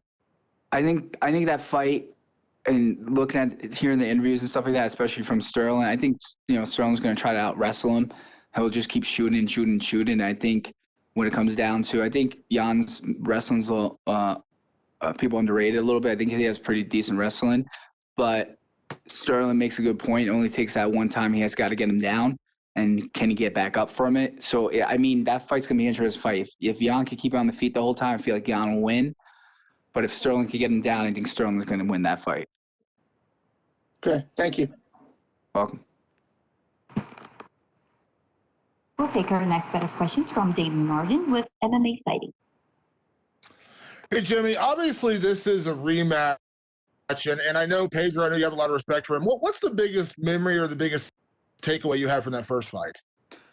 That I was just way better in the stand-up, whether it was offensively or, even the third round, watched the fight. I was tired in the third round, which he didn't know because of some of the things that were changed up in my training camp. And I was just able to counter a lot of stuff. I think what was the question again? Actually, I just forgot it. Sorry. Just in terms of like your biggest memory of the first fight. Oh, the biggest memory was just like kind of how it played out. Being in Brazil, I mean, when they don't like you at all and you're American, and going out there and just fighting. I mean, the crowd was really quiet that first round, and then you see, build up in the second and third. I guess I gotta say one of the biggest memories is we literally went toe to toe and just beat the crap out of each other. If there's one thing that Pedro has done in his last few fights, we've seen him kind of adapt the philosophy of like the go big or go home kind of, he had a war with Frankie Edgar, knocked out Cody Garbrandt. He's definitely taking those chances, not playing it safe. Do you kind of look at that as maybe some opportunities for you to take advantage of that in this fight? Love it. I mean, one of the reasons why I like the Pedro fight the first time around and then the second time is he's a guy that stands in the pocket. I don't have to go chase him like I had to do in the Dotson fight. And then even with the Sterling fight, even though I didn't perform as well, Sterling was able to keep good distance and really wouldn't stay in front. And the fights I enjoy the most and love to get in are the ones that are the guys that'll stay in the pocket, won't run, or they'll come forward like him and Peter Yan. That's stand out the most when I fought in the past couple of years. Jimmie, I realize looking at your record today, you're actually coming up on your 6th anniversary in the UFC this year, which seems kind of crazy when you think about how long you've been here. But the bantamweight division has evolved a lot in the time you've been in the UFC, and now it feels deeper than it's ever been. And I know a lot of people say, well, the lightweight division's the best or the welterweight division is the best, but where the bantamweight division is right now, in your opinion, considering you are a top 15 fighter, do you feel like the bantamweight division doesn't quite get the respect it deserves in terms of being the best or maybe even one of the deepest divisions in the sport? Yeah, I think it's building. I mean, it's a stacked division and anybody could be the champ in the, top 10, top 15. I just think there's a lot of good guys, especially in that top 10. And, you got 2 well-known fighters that dropped down, Aldo and Frankie, who bring even more to the division. I think that with those names as well helps build the division even more. I think it's getting more recognition, not as much as it should, but it's building more. I think it just takes time. I mean, you got a lot of big names in there. You got TJ Dillashaw coming back too. It's just, I think as you keep going, as these fights keep going on, it's just going to get more and more recognition. But it's a stacked division for sure. Do you believe that, it should be in that conversation when people say, the deepest, toughest division in the sport is lightweight? You could argue bantamweight, like you said. You look at top 1 through 15. There's, it's hard to separate number 1 from number 6 or number 1 from number 10. It's a pretty deep division. Yeah, I mean, it really is, and anything can happen. I know one of the biggest things they look at are finishes in the UFC. Unfortunately, I don't have as many as I should, and that's just something I've been working on. But it's a stacked division. It comes down to it. Thanks, Jimmie. Welcome. We'll take our next questions from Pablo Santamaria with Multi MMA Ecuador. Hi, Jimmie. Can you hear me? Yeah, I can hear you. Okay, the first thing I want to ask you is, what are your thoughts about Pedro as an opponent? My thoughts of Pedro opponent both times around is he's a tough guy that likes to stand in the pocket and throw. And he's in it to win it, and he's tough. You could throw everything at him. He keeps coming forward. Okay, the first match you have was a split decision, and it was very close. Do you expect the same fight, or do you plan to dominate him? I mean, I think with the fight, he's going to try to change some things up from the previous fight scene when we fought, and then what he's seen when I fought recently. It was Cody Stateman and the other fights. I think he's going to try to change some things up and try to work some maybe other game plans. I think one of the things he's not expecting is for me to be in better shape than I was that first fight. For sure. If you get the W, do you want to call someone out, or do you have an opponent in your mind? Yeah, I do. I do have an opponent in my mind.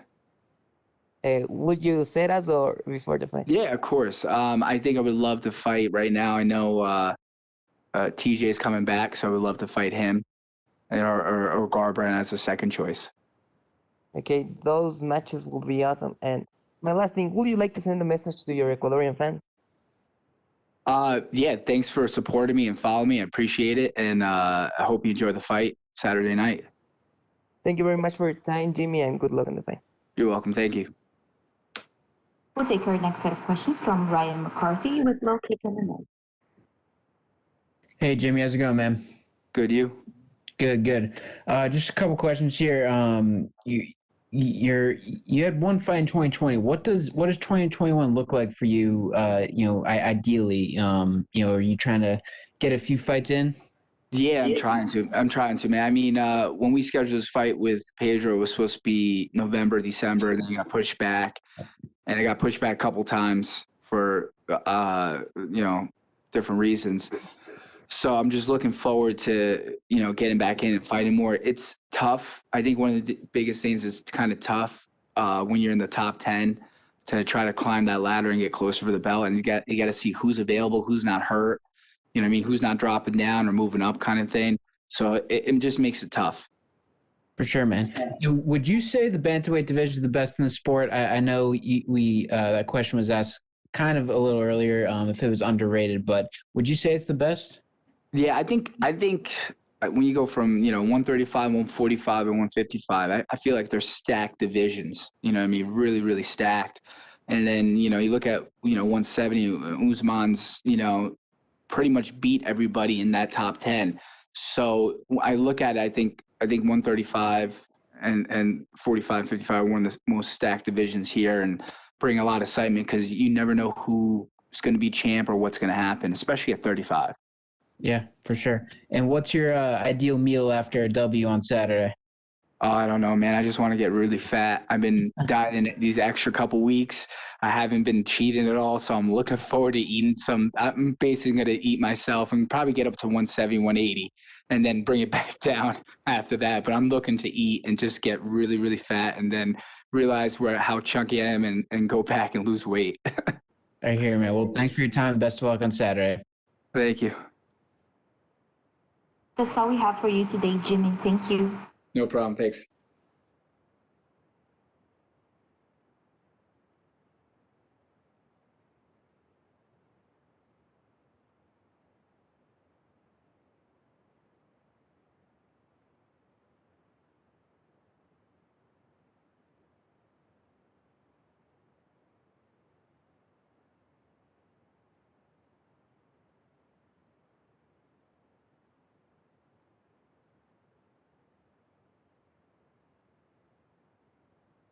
Up next, we'll be joined by UFC women's strawweight Ashley Yoder.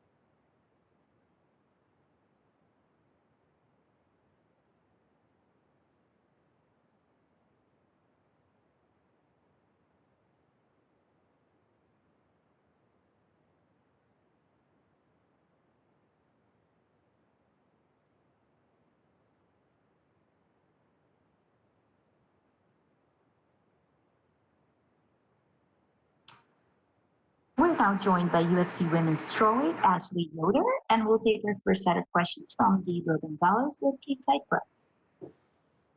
Hello, Ashley. How are you? I'm great. How are you? I'm doing good. Thank you for asking.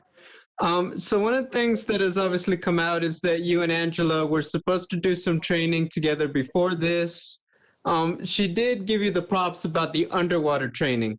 I wanted to ask you, is that the same one that Alima McFarland is doing down there in the San Diego area, that deep end fitness work? Yeah, absolutely.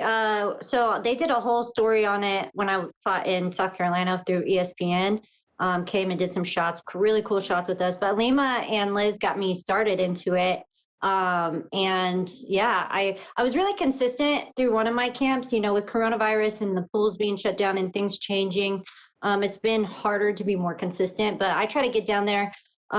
Even when Alima was fighting her last fight, it's like a send off. We go down and we do some training just to like get good vibes when he leaves. So yeah, it's definitely always fam. I just wish I could get down there a little bit more often. I've seen the photos. It looks both epic and scary at the same time. Can you just talk about, as a fighter, what kind of benefit does doing that kind of training bring in terms of your performance? Yeah, for sure. It's definitely more mental for me. We definitely have those burner rounds, and the burner rounds, they try to push you to the limits. You're doing 50 dumbbell crawls with a partner on your back. You're doing bobs with someone trying to grapple you underwater. You're trying to do escapes from people trying to grapple you underwater after you just did sprints, so it's definitely a challenge on the cardio side. But for me, it was always been a mental thing, staying calm in crazy situations. The first thing anyone wants to do when things get hectic is like freak out, and it's the biggest and best way to keep yourself calm. Talking about it, because of the timing of when this fight got booked, just for the record, you guys seem cool. Do you believe that you guys will finally book that training session and work together after this fight? Oh yeah, we definitely, it's definitely probably something in the future for us. We're close in proximity to training areas, and, we both can grow off each other. There's not a lot of high level little people in Temecula, and so she actually has a lot more training partners. So it would be awesome to go down and train after we punch each other in the face this weekend. My final question, this is set to be one of the more marquee fights on the card. What do you hope to show most for yourself in this matchup and the extra attention? For me, I love getting in there and competing. I love to see my growth. I love to see after 4 years, what has changed, what has stayed the same. It's just a really good benchmarker for where I'm at in my career and what I need to work on and things I do well. And, just overall seeing my experience in the octagon. Thank you, Ashley. Good luck. Thank you. We'll take our next set of questions from Damon Martin with MMA Fighting. Hey, Ashley, I'm curious, with this being a rematch, what is your biggest memory of the first fight with Angela Hill? You went 3 rounds, obviously didn't go your way that night, but what is your biggest takeaway from that fight?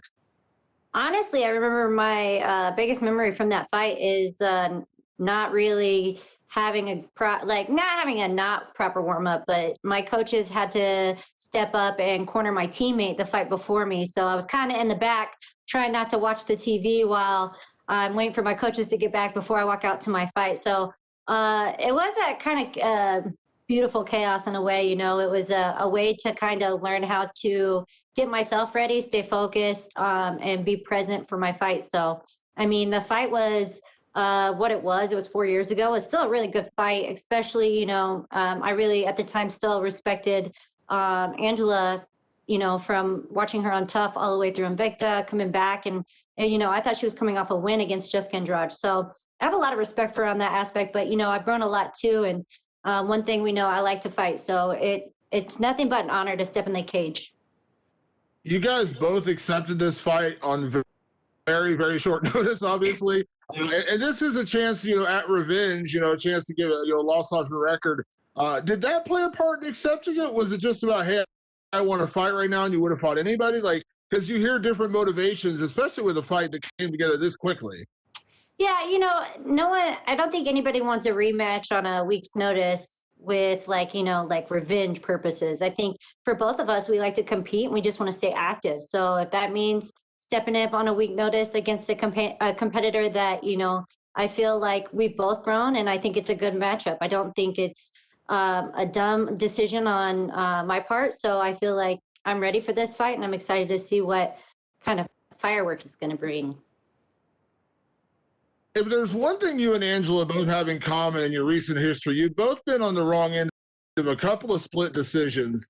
And you can argue all day about who won, who lost, but obviously we do have a lot of issues with judging in this sport, and we've seen it time and time again. I'm not looking at you to necessarily point fingers here, Ashley, but when you have this kind of split decisions, does it change your approach to fighting at all, or do you just wish maybe the judges were a little bit better in this sport?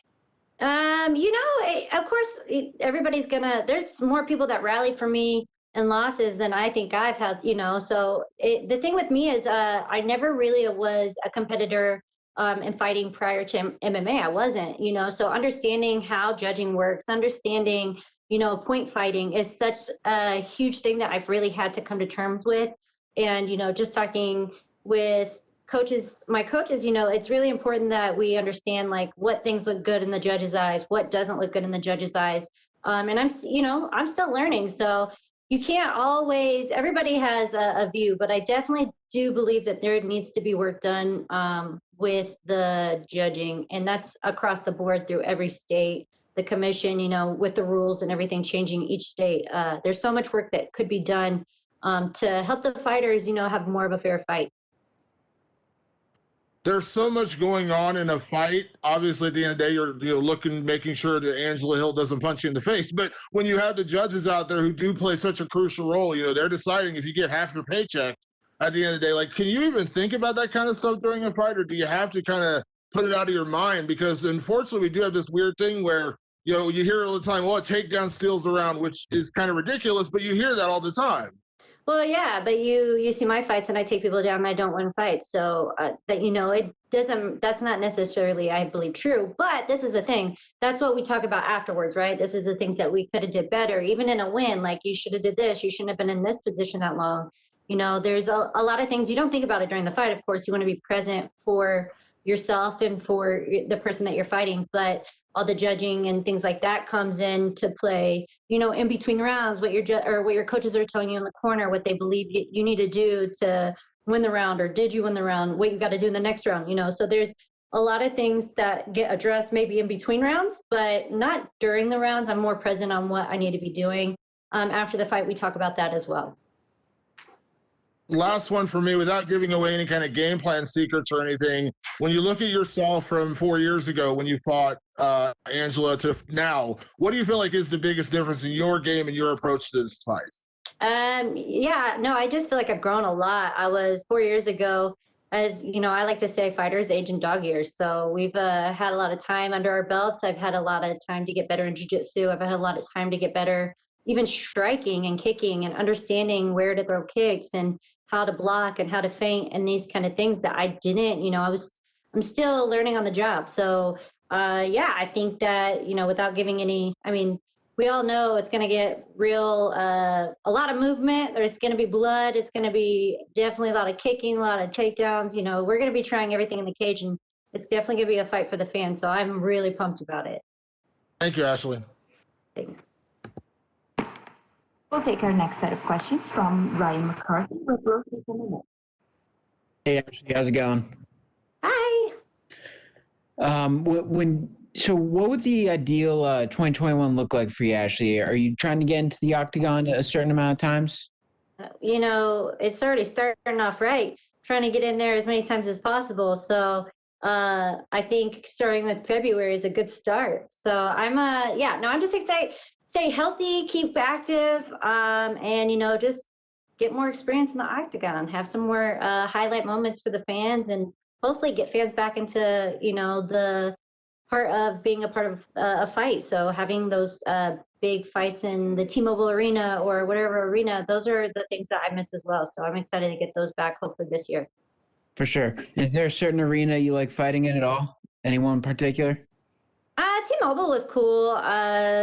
You know, I fought in New York. I don't even remember which one I fought in New York, but it was upstate. So yeah, no, any of them. You know, the walking out to the arena and seeing your name across like a basketball arena or whatever arena with your name is kind of crazy when you never were really an athlete until you turned 20 years old. So it's such a surreal experience. And then the fans that don't even know you, you know, just the energy of people just loving you. You always get a lot of love, I feel like, even in environments where you might have your competitors, fans there too. So. For sure. Well, hopefully we have the fans back sooner rather than later. And thanks for your time, and best of luck on Saturday, Ashley. Thank you. That's all we have for you today, Ashley. Thank you. Thank you.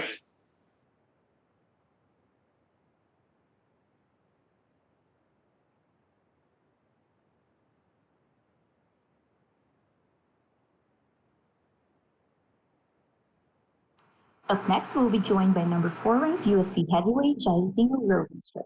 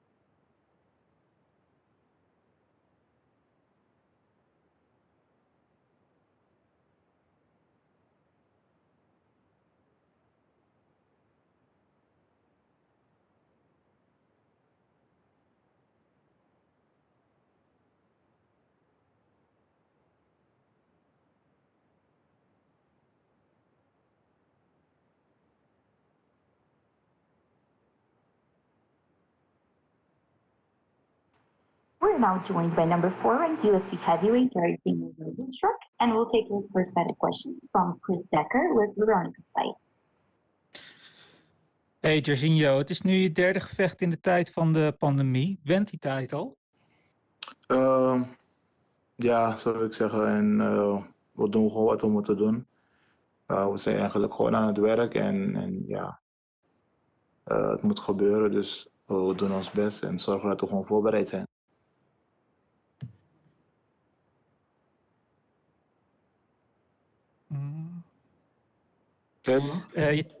Ja, nu hoor ik je weer. Ja, ik ben weer terug. Pardon. Het is nu je derde gevecht in de tijd van de pandemie. Went die tijd al? Ik zei ja, het is wat het is. Ik zou wel zeggen dat het went. En we zijn aan het werk en we moeten doen wat we moeten doen. Dus ja, het is niet makkelijk, maar we moeten roeien met de riemen die we hebben. En zorgen dat we gewoon voorbereid zijn voor wat komt. In Gane tref jij, net zoals jij, een oud kickbokser. Verwacht je dan ook gewoon een kickboxpartij met MMA-handschoenen? Ja, eigenlijk met deze jongen weet je niet wat hij wil gaan doen. Hij kan gewoon naar alle kanten gaan. Hij kan ook op de grond. Ik zie hij heeft een paar submissions. Hij heeft KO's staande. Dus deze jongen ga ik gewoon moeten drukken en kijken wanneer hij een fout maakt. En waar hij naartoe wil gaan. Ik ben gewoon voorbereid. En ja, elke fout die er wordt gemaakt, wordt direct afgestraft. Wat vind je van hem als kickbokser? Ik heb nooit een kickboxwedstrijd van hem gezien. Ik vind hem wel een aparte zwaargewicht. Die de hele tijd beweegt. Draait goed weg. En ja, ik zou hem al moeten gaan opvangen.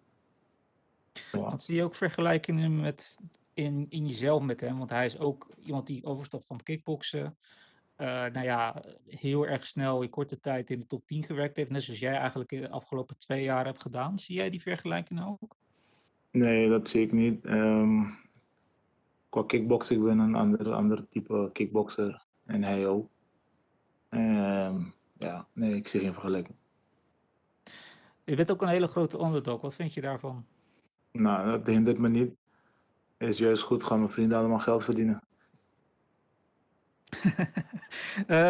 Het is ook voor hem is het voor het eerst dat hij in een main event vecht, voor jou niet. Eigenlijk zou dit gevecht ook 2 weken eerder plaatsvinden, 2 weken later plaatsvinden en ook zou het 3 ronden zijn. Heeft dat veel impact gehad?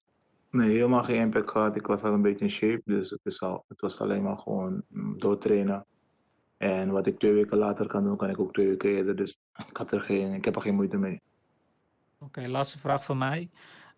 Wat denk je wat een zege je brengt? En hoe denk je dat de zwaargewichtdivisie de komende tijd uitpakt met Miocic tegen Ngannou die aanstaande is, Jones die erin schuift en na de zeges van Lewis en Volkov?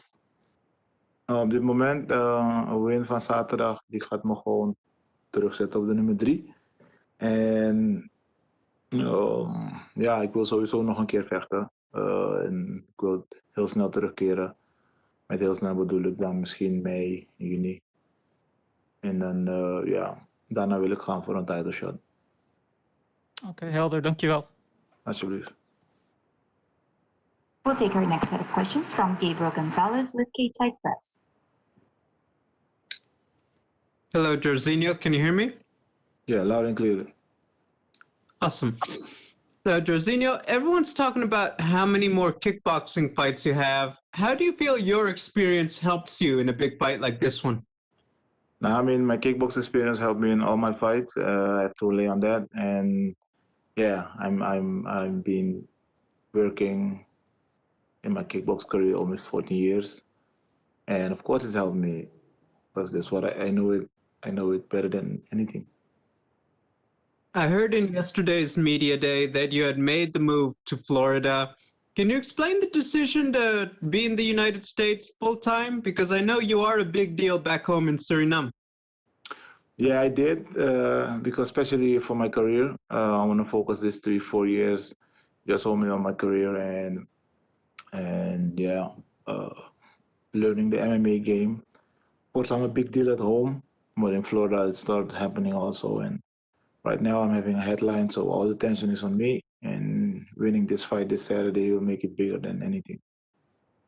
Besides the people, family, and friends, of course, what do you miss most from home? Is there any particular food that you just can't find in United States? What is it? Yeah, I miss my red beans with chicken and chicken feet and the Suriname way with sausages. Nobody made it here like home. Well, I certainly hope you're able to find it eventually. My final question, just how do you feel you match up with Ciryl stylistically?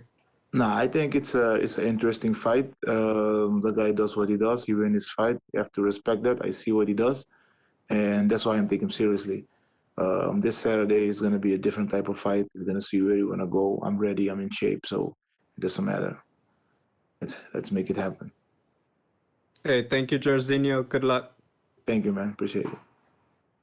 We'll take our next set of questions from Jim Barcelone with the Miami Herald.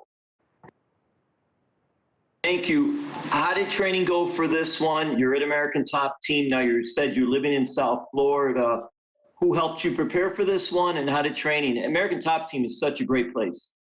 Nah, I have a good training camp at American Top Team. Feeling good. I have my coach Michael Bob with me. King Mo's working with me with my wrestling, and Steve Marco. I have Conan Silveira also with me. And I'm working with my strength and conditioning coach from Live Free CrossFit, John Kelly. So I'm in shape. My camp was great, and American Top Team is such a great place, as you mentioned. And they help me and they focus particularly on me, especially with my wicked spots. If we can, in the short version, how did you get to American Top Team, and how has that changed you? Nah, it was my manager. At first, I didn't want to go there because I know American Top Team have a lot of heavyweights, and so I was curious that I'm gonna meet them in the future. So I told him, no, I don't want to go there. And then he told me, like, you know what? You owe me one thing. Go there. If you don't like it, I own you one thing. I own you one. And I'm like, all right. Then I went, I checked it out, and I was lost in the place. I mean, so many bodies. The coach is focusing on you. I went there before the fight with Lester. I had only 2 weeks, and they helped me with my preparation and go in that fight and still win that fight. So I think I'm in a great place right now. Where does a victory in this next big fight, where does it get you to next? I think a victory in this fight, I win this Saturday, will keep me right where I want to be in the top 5. And I want to make a quick turnaround, and I want to have a title fight after that. And how has it been in South Florida? Are you getting used to it here? Yeah, it's going its way. It's nice, chill. I didn't get a chance to see the city yet or go out and chill a little bit, but time will tell. Oh, you mentioned red beans and some other things. You got to get down to Miami. There are places down there. I'll send some messages over to ATT so you can try some spots after the fight or something. Okay, nice. You can send it to my Instagram too, so I get it faster. Very good, very good. Oh, and lastly for me, what is it like back home? Because how big of a star are you back home, and how much does the country rally around you when you have a fight? And that's it for me. Thank you. I mean, back home it's nice, it's crazy. Everybody's in the hype, especially now. All the kids, all the people sending the good wishes and the love, and everybody hope that I win this Saturday. So this Saturday I'm gonna be on fire. I'm gonna knock this guy out. Thank you. All right, cool. We'll take our next set of questions from Marcelo Baroni with Global TV. Hi, Jairzinho. Can you hear me? Yes, loud and clear. How you doing? I'm fine, and you? Thank you. I'm fine. Okay. So Ciryl Gane and you are part of a new heavyweight generation in the UFC, which is much more competitive and with more fighters on winning streaks. In your opinion, why is the heavyweight division so exciting right now? I mean, it's exciting because I'm in it. Nah, I mean, it's exciting. Everybody's fighting. The championships fighting is going to go on next month. I'm fighting this Saturday. A couple of heavyweights just fought weeks ago. And now the future is bright. Everybody's fighting, so you know your place after this one. And yeah, the future is bright. Who wins that fight next month? And then, yeah, I'll be ready, get one more fight before that, and I want to fight a title shot after that. And what's your opinion about your opponent? Do you believe that he also has potential to be a UFC champion?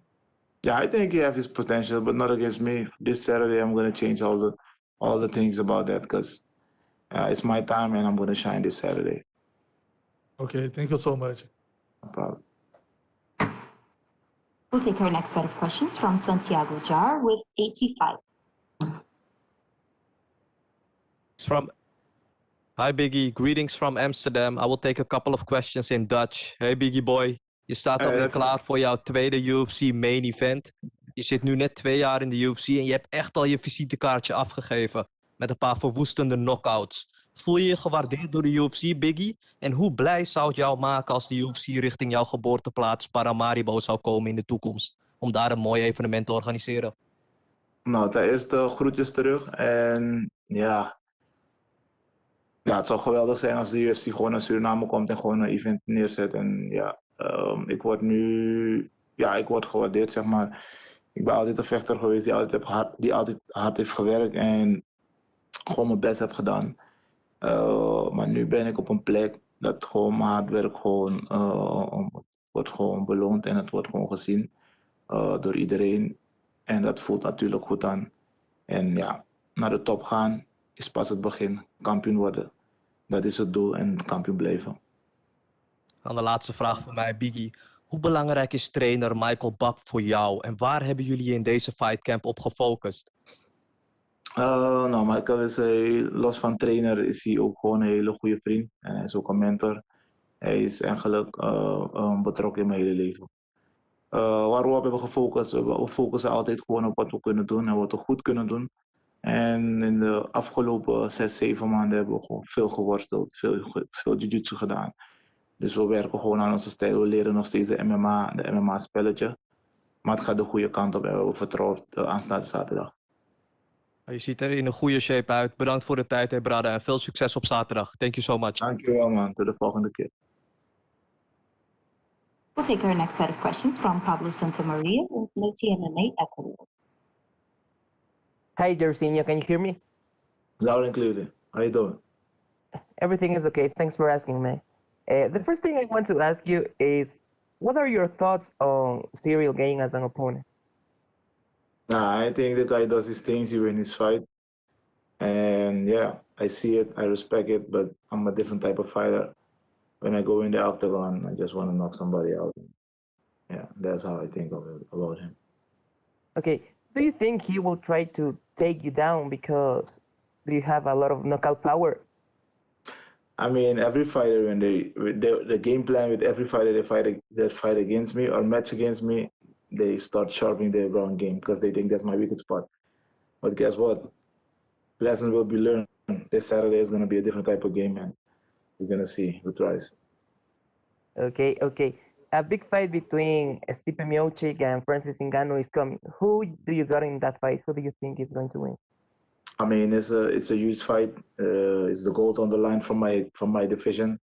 Who wins? I don't care. I mean, who sits on the throne? That's the person we after. And yeah, that's it. Okay, and if you get the W, do you want to call someone out? Do you have an opponent in your mind? No, I don't have nobody in mind. I mean, everybody that's ranked above me, that makes sense. Victory this Saturday will keep me right where I want to be in the top 5. And I want to make a quick turnaround and yeah, fight someone else. And after that, I want to go for the title. And my last one is what are your thoughts about John Jones going for the title? It doesn't matter who wins, Ngannou or Miocic. No, I mean, the guy deserved it. He was the light heavyweight champion. He defended his title. And he's one of the best coming to my division. He go before me. I'm fine with it. I'm going to be fighting in the meanwhile, getting better. That when that fight come against John Jones, I want to win that fight. That make me the best. Okay, and would you like to send a message to your Ecuadorian fans? One more time? Would you like to send a message to your Ecuadorian fans? Of course. Everybody watch this fight. I'm going to be victorious. I'm going to be there, shine. And as always, shout out and love to you guys. Okay, thank you very much for your time, Biggie Boy, and good luck on the fight. No problem. Thank you, sir. We'll take our next set of questions from Augusto Herman with Somos MMA.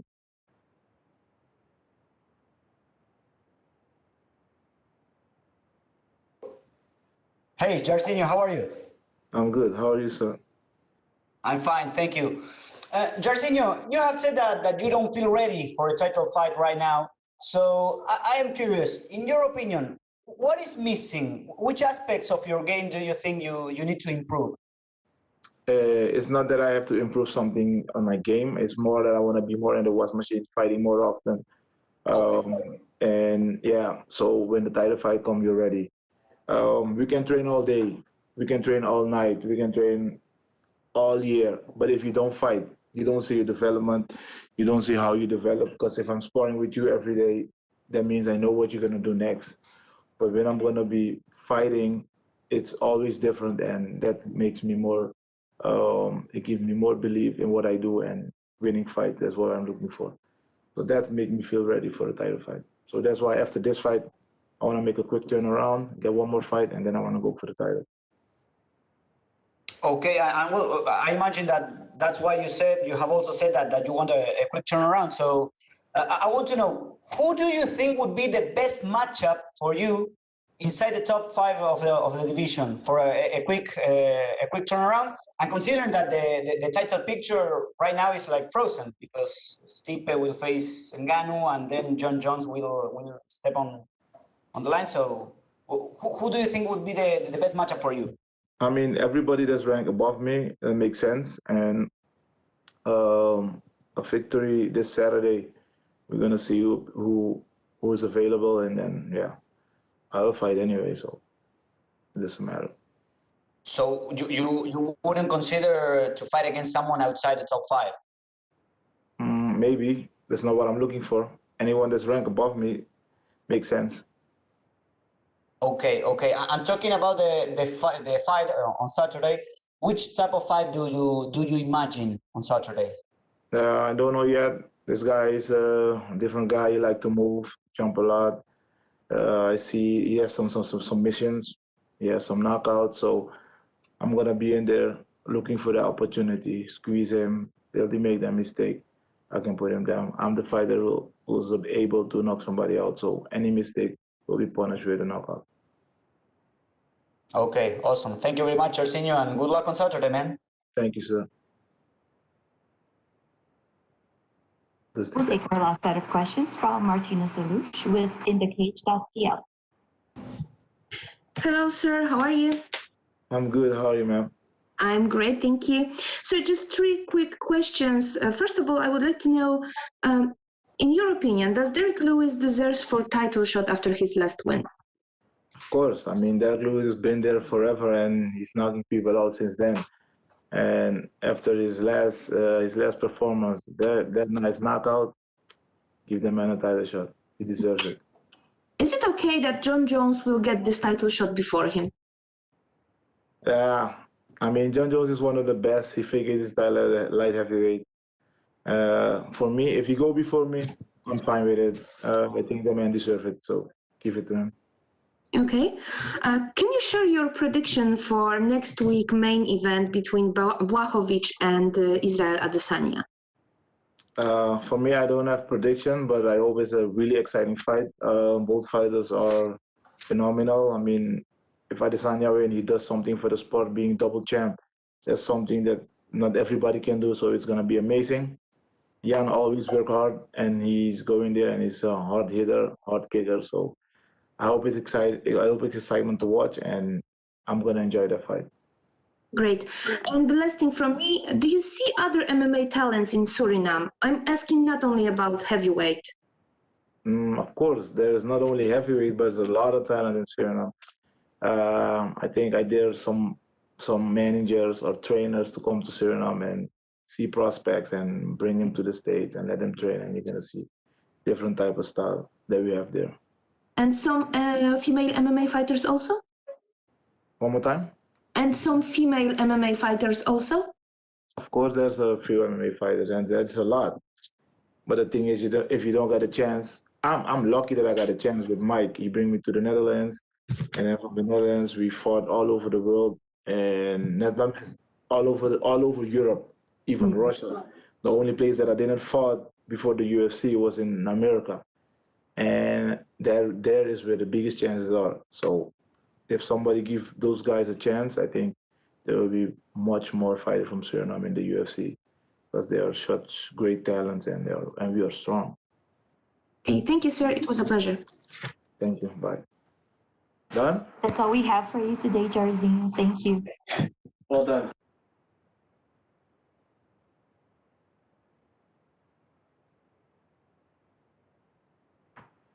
Up next, we will be joined by UFC women's flyweight Mayra Bueno.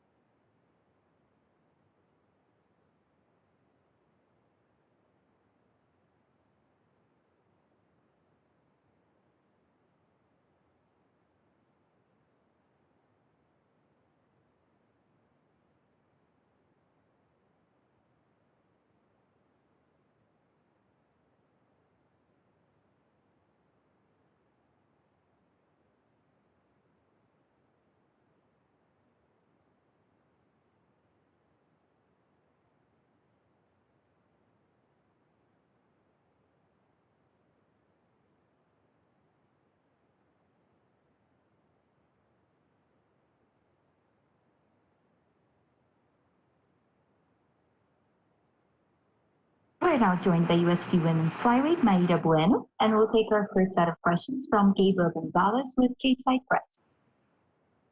Hello, how are you? Hello. So first question, it's been a few months since we last saw you. Were you looking to fight again sooner, or is this a good time for you? Faz tempo que a gente te viu lutar. Você queria ter lutado antes ou esse foi tempo planejado? Yes. I will fight in January, but Montana changed this fight. This is your second time fighting in Las Vegas, and it's also your second time at the Apex. Does it feel familiar to be back in the very same spot and do everything over there? Essa é a sua segunda luta aqui em Las Vegas. Você já se sente em casa aqui? Yeah, my three times in Vegas, contenders with here, né? And then I'm feeling home. How do you feel you match up with Montana stylistically? Sorry, repeat, please. How do you feel your skills compare with Montana in the fight? Você acha das suas qualidades comparada com ela, que ela tem e você tem? I like a lot style Montana because Montana have a good grappling. Yeah, I love grappling. Grappling is my raiz, como é que fala? Your strength? Is my yes. And then I think my grappling is better than Montana. Hey, thank you, Mayra, and good luck. Thank you. Sorry for my English, but I'm improving. We'll take our next set of questions from Zach with UFC.com. So I'm asking the questions, but still answer to the camera. Okay. Você precisava só tirar a máscara que eu não tô conseguindo te entender nada, cara. So you said, believe your grappling is better than Montana. You know, this is probably the biggest name you fought so far, other than probably Jillian. How excited are you to kind of have this caliber of opponent? Então, a Montana vai ser o maior nome que você vai lutar até agora no UFC. Como que você está se sentindo? Você está animada? Yeah, I'm very happy for this fight.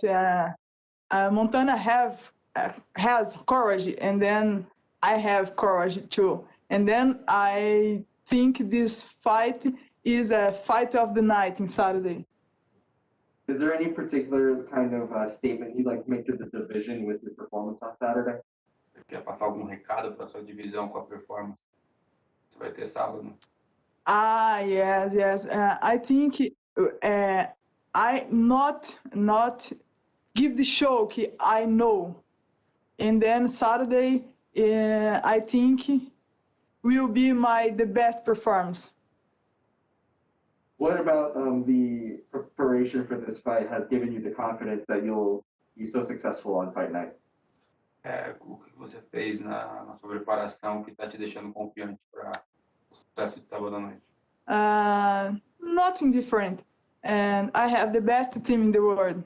I have the best spar in the world, and then we training every day for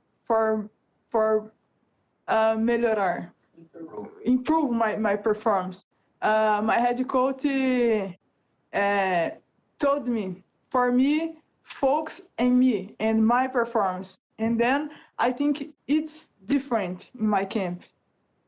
And the last thing for me, just as you look to the rest of 2021, if everything goes right on fight night, what kind of schedule, what kind of year are you anticipating having? Se você for bem no sábado, o que você espera do ano que vai vir? Yeah, in Saturday I watch Bones the Night, and then again. Depois O que você espera do ano, né? Depois again, I don't know. I think Saturday. Saturday is my focus. That's all for me. Good. Faz mais vídeo, por favor. E me ajuda. That's all I have for you today, Mayra. Thank you. Thank you. All right, you're all good. Yeah.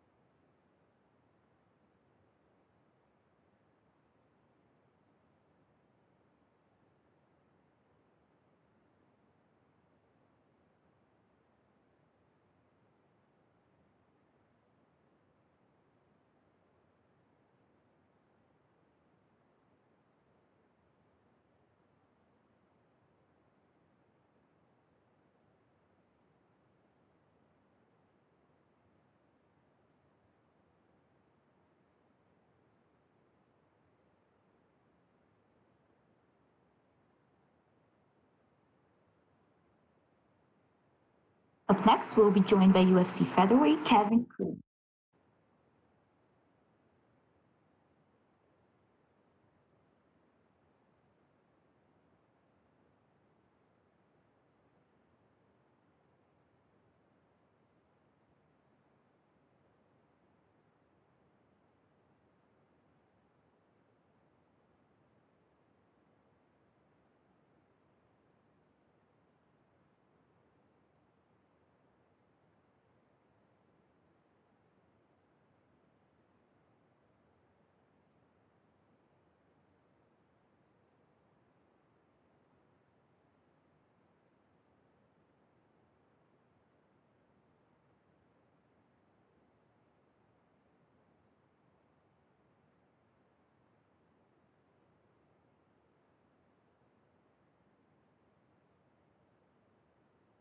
We're now joined by UFC featherweight Kevin Croom, and we'll take our first set of questions from Gabriel Gonzalez with Stateside Press.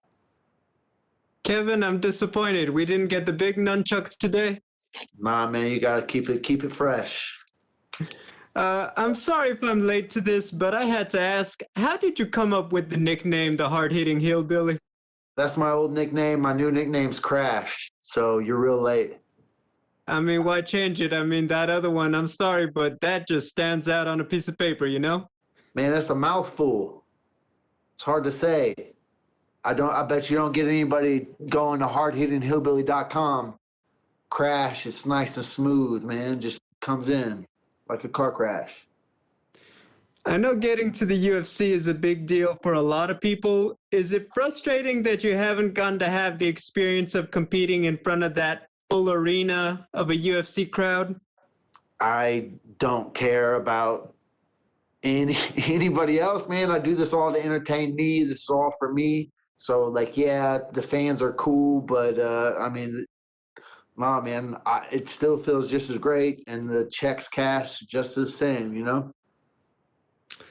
Just final question. How do you feel you match up with Alex Caceres stylistically? Very well. I mean, that's why I asked for the fight. Thank you. Thank you. We'll take our next set of questions from Cote Cruz with ForTheWin.MMA. Am I speaking with the artist formerly known as the hard-hitting hillbilly? My man, you are correct. How you doing, brother? Good to talk to you. I'm doing well. How yourself? I'm doing fantastic, man. I was wondering, how are you doing with the lockdown going on in Vegas right now? I mean, it's not really a big deal to me. It's not like I can do anything anyway. I'm cutting weight and I got to fight. So, you know, I mean, I'd just be chilling in the hotel anyway, probably. Well, what's the vibe like with the team right now, coming up of 2 consecutive wins from Julian Marquez and most recently Derek Minner? Are you in the "this is my time to shine" mentality right now? I mean, man, I'm all about the team for sure. I mean, you're right. Yeah, it is my time to shine, but the glory takeover continues. You know what I mean? So, yeah, Julian started off really nicely, and Minner did a great job, and here I am to just keep this whole thing rolling. We got people fighting every week for, you know, the next few months, so the glory train continues. Absolutely. There's a lot of big fights going on for your team. When I talked to James Krause about your fight, he told me that you were in a different mind state right now. Now, as you said it yourself yesterday, now you know. Can you talk about this process of realizing that you feel emotionally and skill-wise ready for the challenges that you'll face in your UFC career? I mean, yeah, like, you know, you're right. I said it all. I've always believed. I've always believed I'd be here. I always believed I could do it. I always told myself, keep going. You're ready. You know. And now I know. Like, you know. I mean, everything that I've told myself for years when I couldn't pay the bills and all that stuff. You know, like I was right. I was correct. And so now that I know, man, and that makes me fucking dangerous, you know? So, yeah. Yeah, it's a good feeling to have, I bet. So, well, spectacular. I talked to Caceres a few moments ago, and he expressed something that really caught my eye. He said that he didn't watch the sport, like he didn't consume it on a regular basis. He explained that he didn't particularly share some of the ways the sport is portrayed these days. In your own experience and words, can you share what do you think is a good portrayal of the sport and yourself as a martial artist? I mean, you know, that's like the cool thing about this is it can be anything, man. We're fist fighting in a closed cage, you know, like it can be anything. You can play this game so many different styles. There's so many different personalities, you know.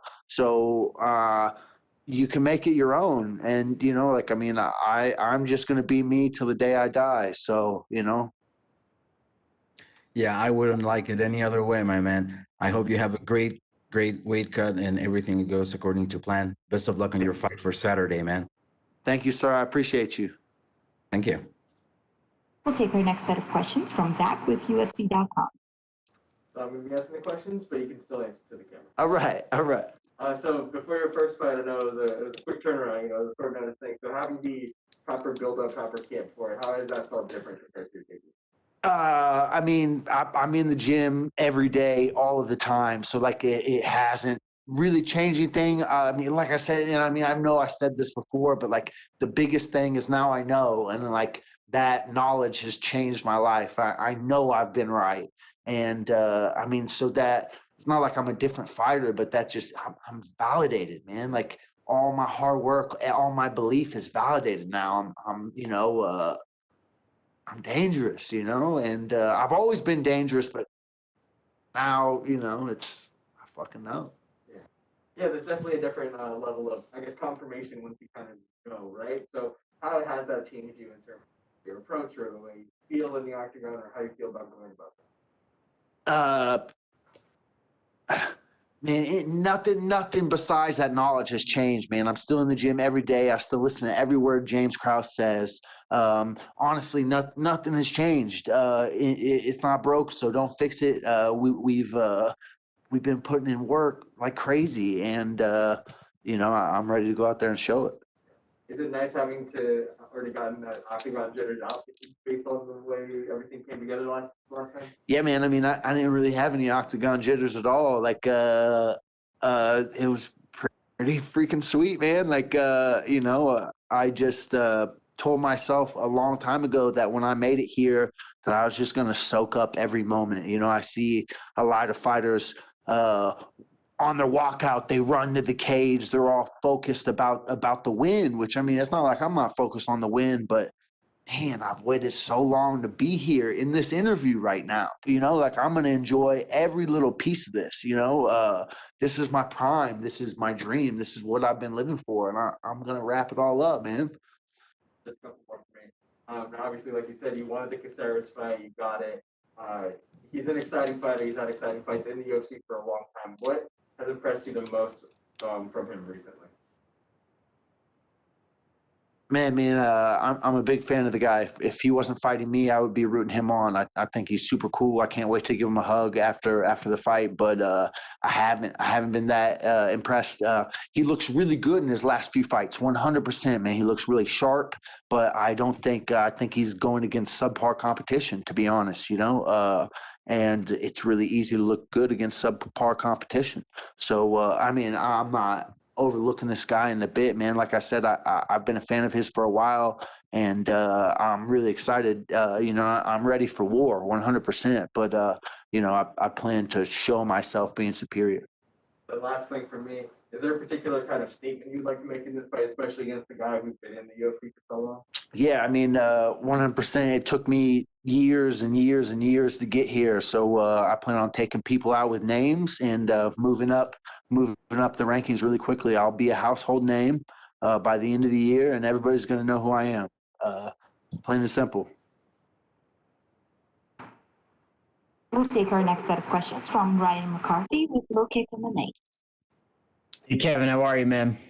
I'm fantastic. How about you, buddy? I'm good, man. I'm good. You're in a tough featherweight division, man. So it's stacked from top to bottom. Can we get a prediction for you for Volkanovski Ortega next month? I mean, I don't think anybody's beaten Volkanovski besides Holloway. I mean, you know, what do I know? Ortega has looked good in the year off that he had for sure, but yeah, I mean, I guess we'll find out. Yeah, for sure. And what does an ideal 2021 look like for you, Kevin? Is there a particular amount of fights you want to get in? Yeah, I want to leave the year being at least 4-0 in the octagon. Yeah. And how about after a W on Saturday? Are you getting anything, any particular food or drinks you're getting after? Oh, man, I cannot wait to get some In-N-Out. I've been craving it so much. Double, animal style fries and a strawberry shake. Come on, baby. Well, best of luck, man. We'll be rooting for you on Saturday. Thank you. I appreciate you. That's all we have for you today, Kevin. Thank you. Awesome. Thank you, guys.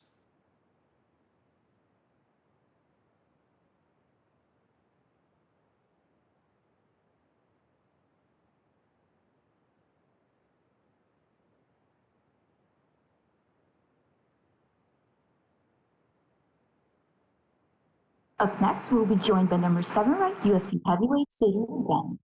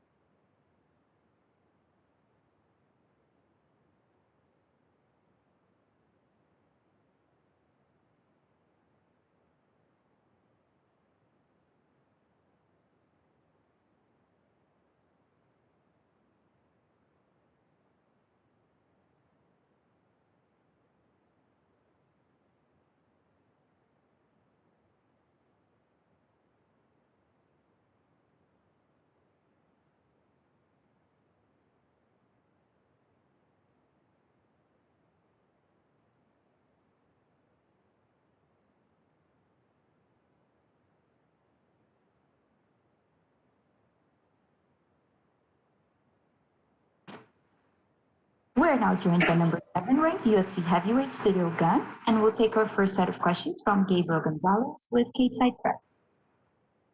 Hello, Ciryl. How are you? I'm fine, and you? I'm good, thank you. Can you talk about what it's like to be in your first UFC main event? We know you're obviously not too many fights in your career, but I have to imagine it's cool to see the poster. It's cool to be the center of attention. Just what's it like for you? Yes, that just crazy to have my face on the poster, and yes, really excited about that. I'm really proud, and I can't wait to do well this weekend. I would imagine as a fighter, you always imagine what are they going to come up with for the poster, right? And they have you kind of like the classic style, like the boxing posters. What did you think of, the design, the style of your poster? The style of this poster, it's really crazy, it's really beautiful, and every people think the same. People talk about this fight, and there's a lot of attention on how much the kickboxing experience Jairzinho has compared to you. Obviously, that does help him, but it's not everything. Why is it, not a factor? Because you know that you're going out there to win the fight. Why is all that kickboxing experience? Why is this still an even fight? Yes. You have a high level. You have a big experience in the striking. I have a good background too, and yes, but now it's MMA, so a little bit different than the 100 striking, and of course you can expect a big striking high level in this matchup, but I can do everything.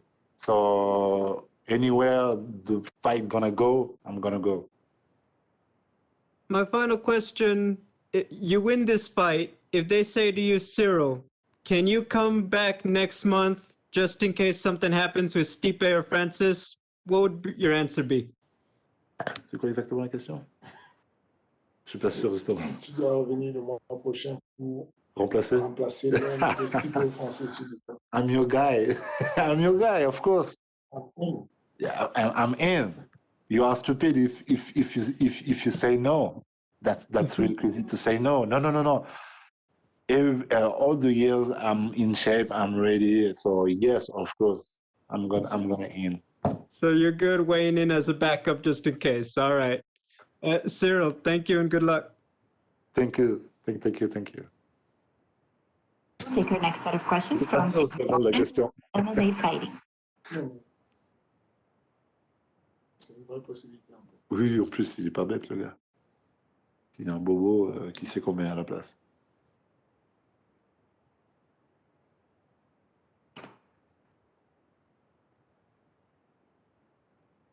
We'll take our next set of questions, actually, from Gleison Venga with ESPN Brazil. Hi, Ciryl. How are you? Hey, I'm fine, and you? I have 2 questions, please. You and your opponent are the new heavyweight generation in UFC. You have great fights, winning streaks. In your opinion, why the heavyweight division is so exciting right now? Oh yes, I think the people are really excited about this fight. I love striking, and two young guys just arrived in the top of his division. So yes, of course, you can expect a big fight, and the people too. And what can you say about your opponent? You believe he has potential to be a UFC champion too? He is a good striker. He is a good striker, but I think his strength is really his knockout power for sure. Thank you, my friend. Oh yes. It's a young man, and you know, and he proved it. He legit. Sorry, and yes, he can go to the top. Thank you. We'll take our next set of questions from Pablo Santamaria with Mix MMA Ecuador. Hi, Ciryl, can you hear me? Yes. Okay, the first thing I want to ask you is, what are your thoughts about Jairzinho as an opponent? I think it's a young man, and he can do well in this division. He's young like me, and he can go to the top. And he is in the top really early, and I want to do the same.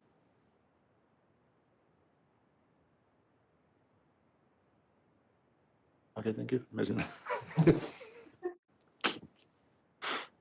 Pablo, are you still there? Okay, seems like we have some problems there. So let's jump to Santiago Jar with 85. Bonjour, Bongaman, and greetings from Amsterdam. MMA is finally legal in France, but this pandemic is making it very difficult to do events in Europe. Do you think this fight with you and Jairzinho was supposed to be the main event for a big event in Paris? Oh yes, this is a great idea. This is a really great idea. I really not thinking about that, but yes, if it was open in France, I think it's a good idea. But next time. Ciryl, do you think this fight will stay on the feet because you are both stand-up fighters, or do you expect some ground fighting as well? I can do everything. And but yes, I think I can manage this guy on my feet. Last question from me, Bonga man. You have some crazy submissions in the UFC. Did you learn that from the MMA factory? Oh yes, because I was born in the MMA factory 3 years ago. I really don't know about the MMA. What is it? And yes, everything I can do in the grand game, in the wrestling game, or another thing on my feet when like I move, and I learned it in the MMA factory with my coach Fernando Lopez. Cannot wait to see you perform. Thank you for the time and good luck on fight night, monsieur. Thank you. We'll take our next set of questions from Augusto Herman with Somos MMA. Hi, Ciryl. How are you? I'm fine, and you? Fine, thank you. Ciryl, if someone would have told you 3 years ago when you were starting your MMA career that you would be in this spot right now in a UFC main event in Las Vegas, what would you have said back then?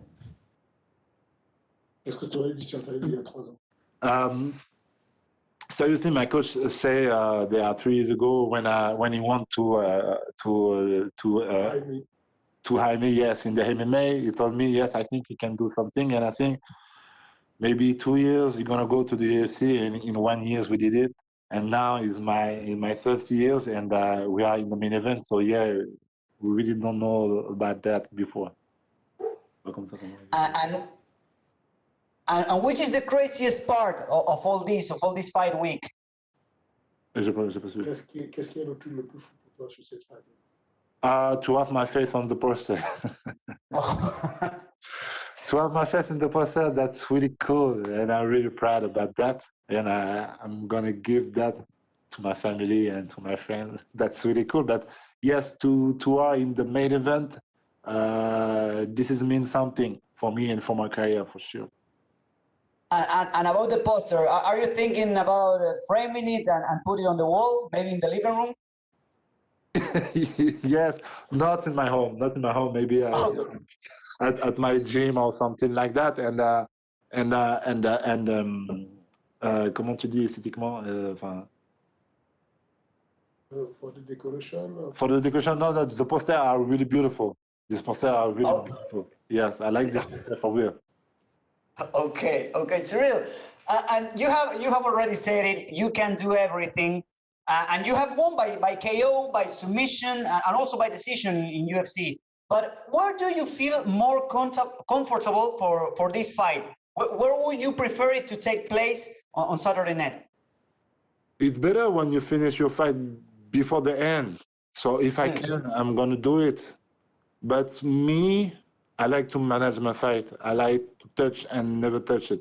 Be touched. Okay. You know? I like this kind of fighter, and I want to do that. And but we will see. Everywhere the fight gonna go, I'm gonna go. And would you prefer the striking or maybe the grappling on the ground? What would you prefer? I don't. Seriously, but I think I prefer the striking. When you manage your opponent with the striking, that's really beautiful, I think. Oh, okay. And Ciryl, talking about the next championship fight between Stipe Miocic and Francis Ngannou, who do you think will win that? If Francis learning from his first fight with Stipe, he should be winning this fight before the end. And what would mean for the French MMA to have a Cameroonese French champion and to have also a very good contender in you for the MMA, the French MMA? What would it mean? Je sais pas si on a compris d'avoir suivi. Ouais, qu'est-ce que c'est ça? La France est à la fois franco-camerounais qui est champion. Okay. Yes, we are really proud. We are really proud, and there are something. We're from the same gym, and that's more crazy. That's really crazy. We was born in the same gym, and that's really crazy. And I think my coach Fernando Lopez gonna be really proud if one day we are in the top. Okay, I can imagine that. Okay, Ciryl, thank you very much and good luck on Saturday. Thank you. We'll go back now to Pablo Santamaria with Nutty MMA Ecuador. Hi, Ciryl. I lost my connection before. So the first thing I asked you was, what are your thoughts at Jairzinho as an opponent? Can you repeat? What are your thoughts of Jairzinho as an opponent? Qu'est-ce que je pense de lui? I think it's a young guy like me, and it's a real prospect. And I think he can do very well in this division. He can go really to the top. And high-level striking like me, so for Saturday you can expect a big war. Okay. Do you think your grappling will be an important key to get the victory on this fight? Oh yes, here's a possibility. I can do everything. So yes, this is a possibility. I can finish my fight and I prove it. I can finish everywhere. Yes. What was your reaction when you find out that you will be the main event of I was really happy. I was really happy, and my coach are more happy than me, I think. But yes, that's really crazy, and it's a new step. And every time I got the new step, new challenge, and we grew up like that from 3 years ago. And yes, really crazy, and I'm really happy. For sure. And if you get the victory, who will you like to face next? Maybe the Black Beast, Derek Lewis, or John Jones? I think if I win this Saturday, no matter who, I think if I win this Saturday, I'm gonna go after the belt. So no matter who they are in the line. Okay. So the last thing is, would you like to send a message to your Ecuadorian fans? For the fun? Who? Ecuadorian fans. Ecuadorian fan. Oh, thank you. Thank you so much to have behind me. And I know in Ecuador and everywhere in the world, thank you, everybody. Thank you so much. Okay, thank you very much, Ciryl, and good luck on the fight. Thank you. We'll take our last set of questions from Martina Saluch with InTheCage.pl. Hello, sir. How are you? I'm fine, and you? Thank you. I'm good. Ciryl, I would like to know, what should Francis Ngannou change to win in a rematch with Stipe Miocic? Like I say, if Francis learn his last fight with Stipe, I think he need, I think he need to be a little bit more boxing with fighting with the fight IQ. You know what I mean? I think he can do very well. He have big shape, he have a big power, and he can striking. He can defend the wrestling, and so yes, he can do very well. So he need to take his time to be focused and not in the rush. And I think he will not be win before the hand. Okay. How long journey is in front of you before you will get a title shot? How do you think?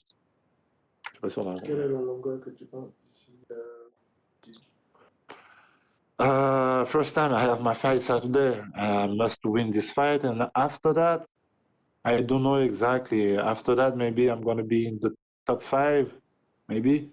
And so yes, we are really close, but I can talk about that.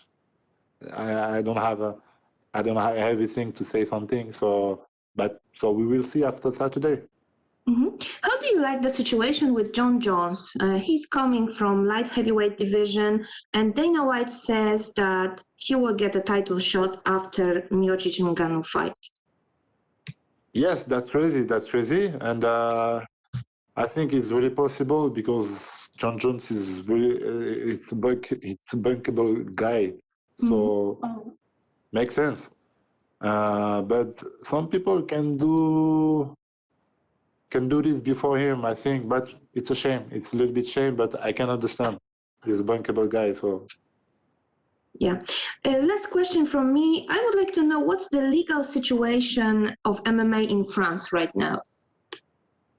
Yes, it's legal, but with the lockdown, we can do something. So maybe the next year, the UFC gonna come in Paris. And this is gonna be really crazy for me, for my career, but not only for the fight for the French fighter too, to shining in the UFC, first contract with the UFC. That's something. Of course. Thank you very much, sir. Have a good luck on Saturday night. Thank you. Thank you very much. That's all we have for you today, Ciryl. Thank you. Thank you.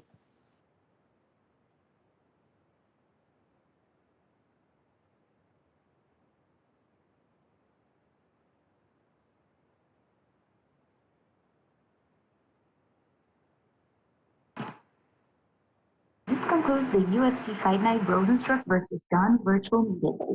We would like to thank everyone for joining today's event. UFC Fight Night Rozenstruik vs. Gane will take place Saturday, February 27th from UFC Apex in Las Vegas. The entire card will be available on ESPN Plus in English and Spanish, with the main card starting at 8 p.m. Eastern and the prelims at 5 p.m. Eastern. Recordings of today's interviews will be made available to media through email soon. Thank you, and you may disconnect.